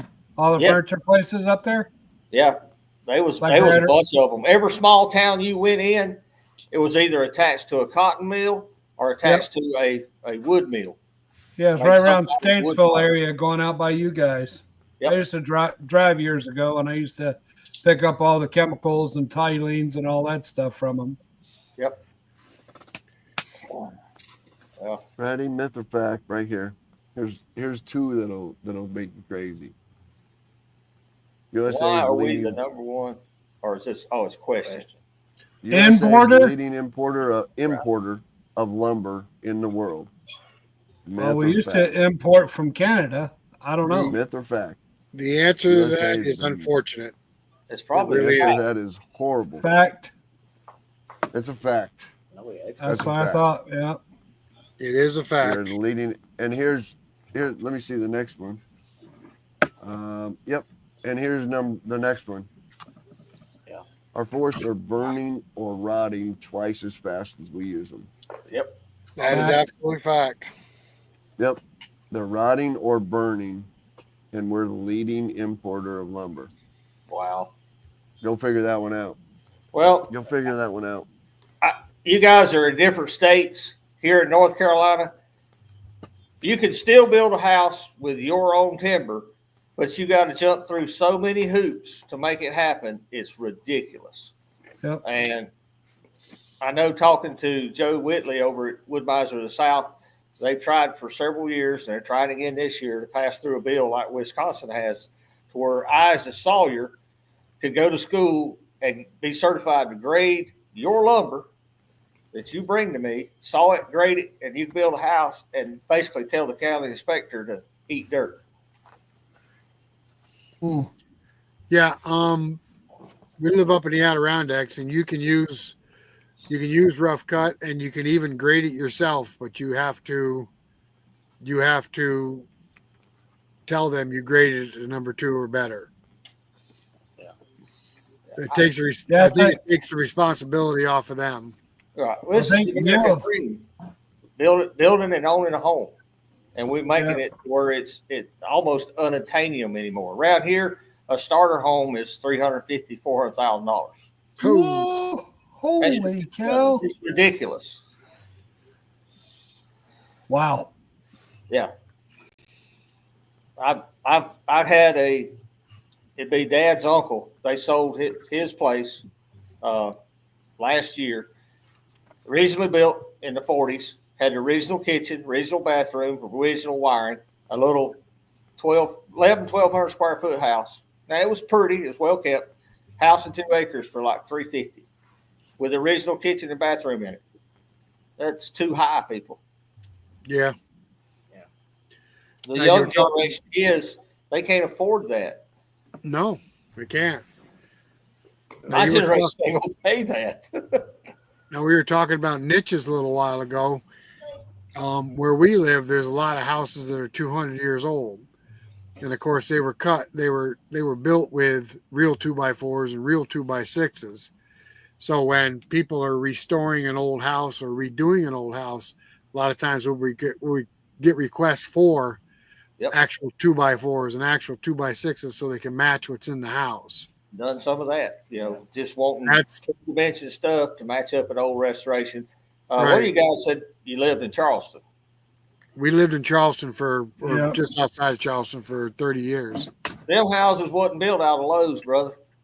No, They was built off of absolutely not. Sawmill, and they still standing down there on the battery. Yep. Yep. And tell me my lumber is not good enough for somebody to build their house out of. It's not it's good enough insane. because Lowe's, Menards, and Home Depot spending billions of dollars out here in our local government to keep me and you out of their business. Well, look what happened in Western North Carolina with that hurricane that came through, and they wouldn't let these people rebuild with rough cut lumber. Yeah, they wouldn't let the Amish build them a free tiny home without going through Right. all the permitting process. Exactly. That's enough of that. Tired We of it. kill ourselves. Oh, We kill ourselves. we could do a whole 3-hour segment on this topic. Let's love switch to a it. happier note. I'd love to Hey. get animated for you if we got done. Hey, John, maybe we Right. should make one of our shows. What have you hit recently in a log? Yeah, we can do that too. Or we can have a segment on why can't we use real lumber for houses. Yeah, there you go. Exactly. Well, We have found a way around that, at least around here, is if you get an engineer to put it on the plans, specifically what type of wood and the size, and he puts their rubber stamp on it, the local inspector can't do anything about it. Right. Because Yeah. we've had a customer get a kickback on using a little 4-foot beam that was an 8x12 pecan. They said it wouldn't work. Yeah, he had to put in a fake beam and then wrap it with pecan because he didn't have the engineer put it on the plan that they was going to use a pecan beam going into their kitchen. Oh, no kidding. But that's how you get around the local building codes in most states is if an engineer puts it on the plan, like they're timber framing 6x6s. They're on the plan that is a green white pine 6x6, 16 foot long, and the engineer said it's going to carry the load, and the local inspector does not have any authority over what the engineer says is good as long as he's following building code. No, that's common sense, you know. Yep. Yeah. I God think forbid. Neil said they didn't even have to grade their lumber down in Mississippi, didn't he, Rick? As long as it was Mississippi. full dimension. Yeah, full dimension, right? Yeah. I'm fine with that. I mean, that's Yeah. I think in Mississippi and Louisiana you're allowed to live in a cardboard box. well, we've raised a generation that buy and sell houses. My dad's living in a house that he built with his own hands in 1965 and 66. My oldest son's living in a house over here that my grandpa, my mom's dad, built from 35 to the day he died because he kept adding on to it. But we've raised a generation that move and buy and sell. Not everybody does that. If a man wants to build a house to spend the rest of his life in, it's really none of my business or yours. No, that's true. And I don't understand the rules. We just gotten carried away. We could talk, like we said, we could talk about this for another 3 hours. Oh, I have so many customers that are from New York, not necessarily upstate, but New York City, New Jersey, New Hampshire, Connecticut, that are moving down here in this area, and they tell me what they're paying for property taxes, insurance, and this, that, and the other. I'm like, well, by God, no wonder they're leaving. Yeah, but it's not bad up here where we are. It's No, all you're down far around up. the cities. Yeah. The Yeah, they cities, get the crazy. cities is what get taxed to death. Our taxes aren't really that bad up here at all. That's good. I can so tell you the truth I'll right. play I the can dead- tell you. I can tell you the truth right Right. now. If we got a big earthquake or a big tsunami and New York City were to drop off into the ocean, New York would be a red state almost immediately. Yeah. You're exactly right. You would be. Almost immediately. Well, Illinois would if Lake Michigan had just come down a few more feet too. So A little bit of flooding. yep. Yeah. So Well, I'll play the devil's advocate on the lumber business, and if you don't have some kind of control over that, like Rick just said, they'll be building houses out of cardboard boxes. You know what I mean? And when I buy a house, when your granddad built that house out of sticks and cardboard, and I buy a house, I don't expect cardboard to be in the walls, you know, holding up my house. You know what I'm saying? So there has to be something. There And has I'm to not be saying- some control, but we've went to the point to where we don't allow the homeowner, the property I owner, absolutely to agree. build a house that he wants to live in for the rest of his life. He has to go hire a contractor, and then the county doesn't care what the contractor does because he's got a good name and he's building crap. Because I've walked in Right. behind and I'm like, who inspected this? Yeah. Yep. But they take the homeowner and they beat him to death because he don't have a license, and they're out there nitpicking every little thing he does. And I've got contractor buddies. What do you do waiting on the inspector? We build without him. Tell him he was too late. You know? No, I can agree with that too. You know, I can agree with all of that. You're too I was late, just no saying inspection. There has to be something. So Yeah. it's just like, so here's how I relate that to, and I relate that to in Illinois, right? They passed a bill, Indiana passed a bill too, actually, that in order for me to sell eggs out of my house along the road, Yeah. you know, farm eggs, I've got to have a food handling license. And my chicken house has to be inspected twice a year. And see, I have to pay $160 twice a year to have my place inspected, and I have to pay $80 twice a year to have a food handling license. and see, And you here's gotta the have a very little commercial secret food though. handling license. Your legislator didn't dream that up. Some big egg company went to your I- legislator with millions of PAC dollars and said, hey, pass this law to get him out of my egg business. And that's You're what right. they've done with sawmills is And these big timber companies have went in and spent billions exactly of dollars right. of PAC money and said, put the local sawmill out of business. We want to buy it from us, and we'll sell it at Lowe's, Menards, Home Depot, and we'll buy it from Canada. Right. Yep. No, you're exactly right. I'm not arguing that point. I'm just telling you how I relate. Somewhere it to. we've got to move know. the pendulum back and have a little balance, and for the homeowner to be able to afford the American dream and not be 50 years in debt and die in debt, just trying to have a home. You're correct. You are correct. It's common sense. You know, you got to get some common sense back into this. Yes. I think we're going to be getting that in the next 4 years, to be honest with you. Hopefully. Fingers crossed. It'd be nice. Well, I mean, things are starting to move, but I mean, you Things know, are moving. Things are moving in the right direction for. But even with that, what Craig, we're doing. he has fought tooth and nail every little thing he does. Every little Well, thing. absolutely. well, the way to stop that Absolutely. is good people like you and me stand up and have their back and say, Absolutely. we've had enough of this crap. We want America back to what America is A man be a man, a woman be a man, live the American dream. Get out here and do it. If you Yeah. want it, earn it. If you don't, go sit in the corner. I Yeah. think we all told him that on this last election. I think we Yeah. all told him that. Yeah. Now, John, you were talking about building a house out of rough cut. I built this log cabin I'm sitting in. I cut every stitch of lumber in this house, including the roof, the joists. But I had a building inspector come out each phase of the house and inspect it.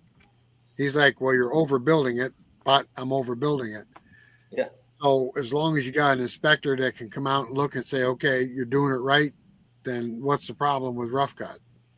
Right. Matthew's gonna build a house here another year or so, and every stitch of that wood's gonna come off that mill, go through that kiln, and go through that molder planer, and go into his house. And I'll fight with every piece of breath I've got to fight the state to make it happen. There you go. You can get out of that loophole if you're not having to borrow money from a bank. You can do whatever you want. Well, in this state, the biggest thing I got over your head is electricity. If you don't ever get a certificate of occupancy, the power company will never turn your power on. Correct. It was like that in South Carolina too.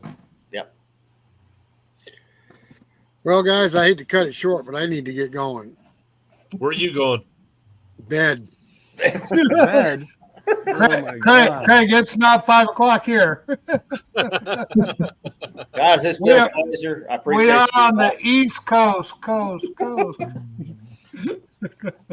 What time is it? 11? What is it out there now, Greg? Oh, it's 10 to 9. 9 It's 10 to o'clock. 9. I've got some MP 260 to be doing here in a minute. Well, All right, Eric so and Matthew, I appreciate you guys coming on. This has been a blast tonight. You guys have been awesome. Thank Thanks you for very having much. us. Heck Yeah, yeah. no, I appreciate it, Tim. I'm glad you did. You guys are Hey, welcome. and thanks for the hat. Oh, you're welcome, brother. Anytime. 2 more. 30 years ago, California had 150 sawmills. Now they have 27. I'm surprised if they have Commercial. 27. I'd be Commercial surprised. sawmill. Yep. That's a fact. Here's another one that goes right along with that. It's my last one, I promise. Right here, fact. California imports 80%. Fact. Fact. That's a fact. Surprised it's not 100%. Fact. Is that crazy? Is that? Well, that's, you're talking California. Yep. I know, but that's nuts to me. You know, some California- of those things. Just like every other state out there, if you'll take off Los Angeles, San Francisco, Seattle. San Diego, it's a red state. Yep. Portland, Yep. Seattle, Washington. Same thing there. Yep. And why the coasts have gone so extreme is beyond me. I don't get it. They like to fly. Population density. Yeah, I exactly. don't get it. I don't get it. Big cities overrule the rest of the state. It's happening everywhere. Thank the good Lord for our founders that had enough sense to put in electoral college and not a democracy. Absolutely. Yep. Well, Eric, we All right. appreciate you coming on tonight. It's been a blast. You're welcome to join us anytime you want to come on. Yes, sir. We'll talk to you Nice. soon. Yeah, I'm glad you got it listed on your channel. Yeah. Let's Yeah, have awesome. him on. Have him give us a 200-hour review on that 70. We'll do. Well, Yeah, absolutely. Well, We got say about goodnight, another 50 to go. everybody. Say goodnight. Just hang on. Hang on here a minute. Don't go anywhere. Okay. But to our crowd out there, thanks for joining us, guys. Appreciate it. And until next month, Thanks I again. guess we will see you later. Third Saturday every See ya. month. We'll see you then. 30 to 10. All right. Good night, everybody. Good night. We want to thank everybody for stopping by the show tonight. And remember, it's the third Saturday of every month that we all gather and are on the show. See you later, guys.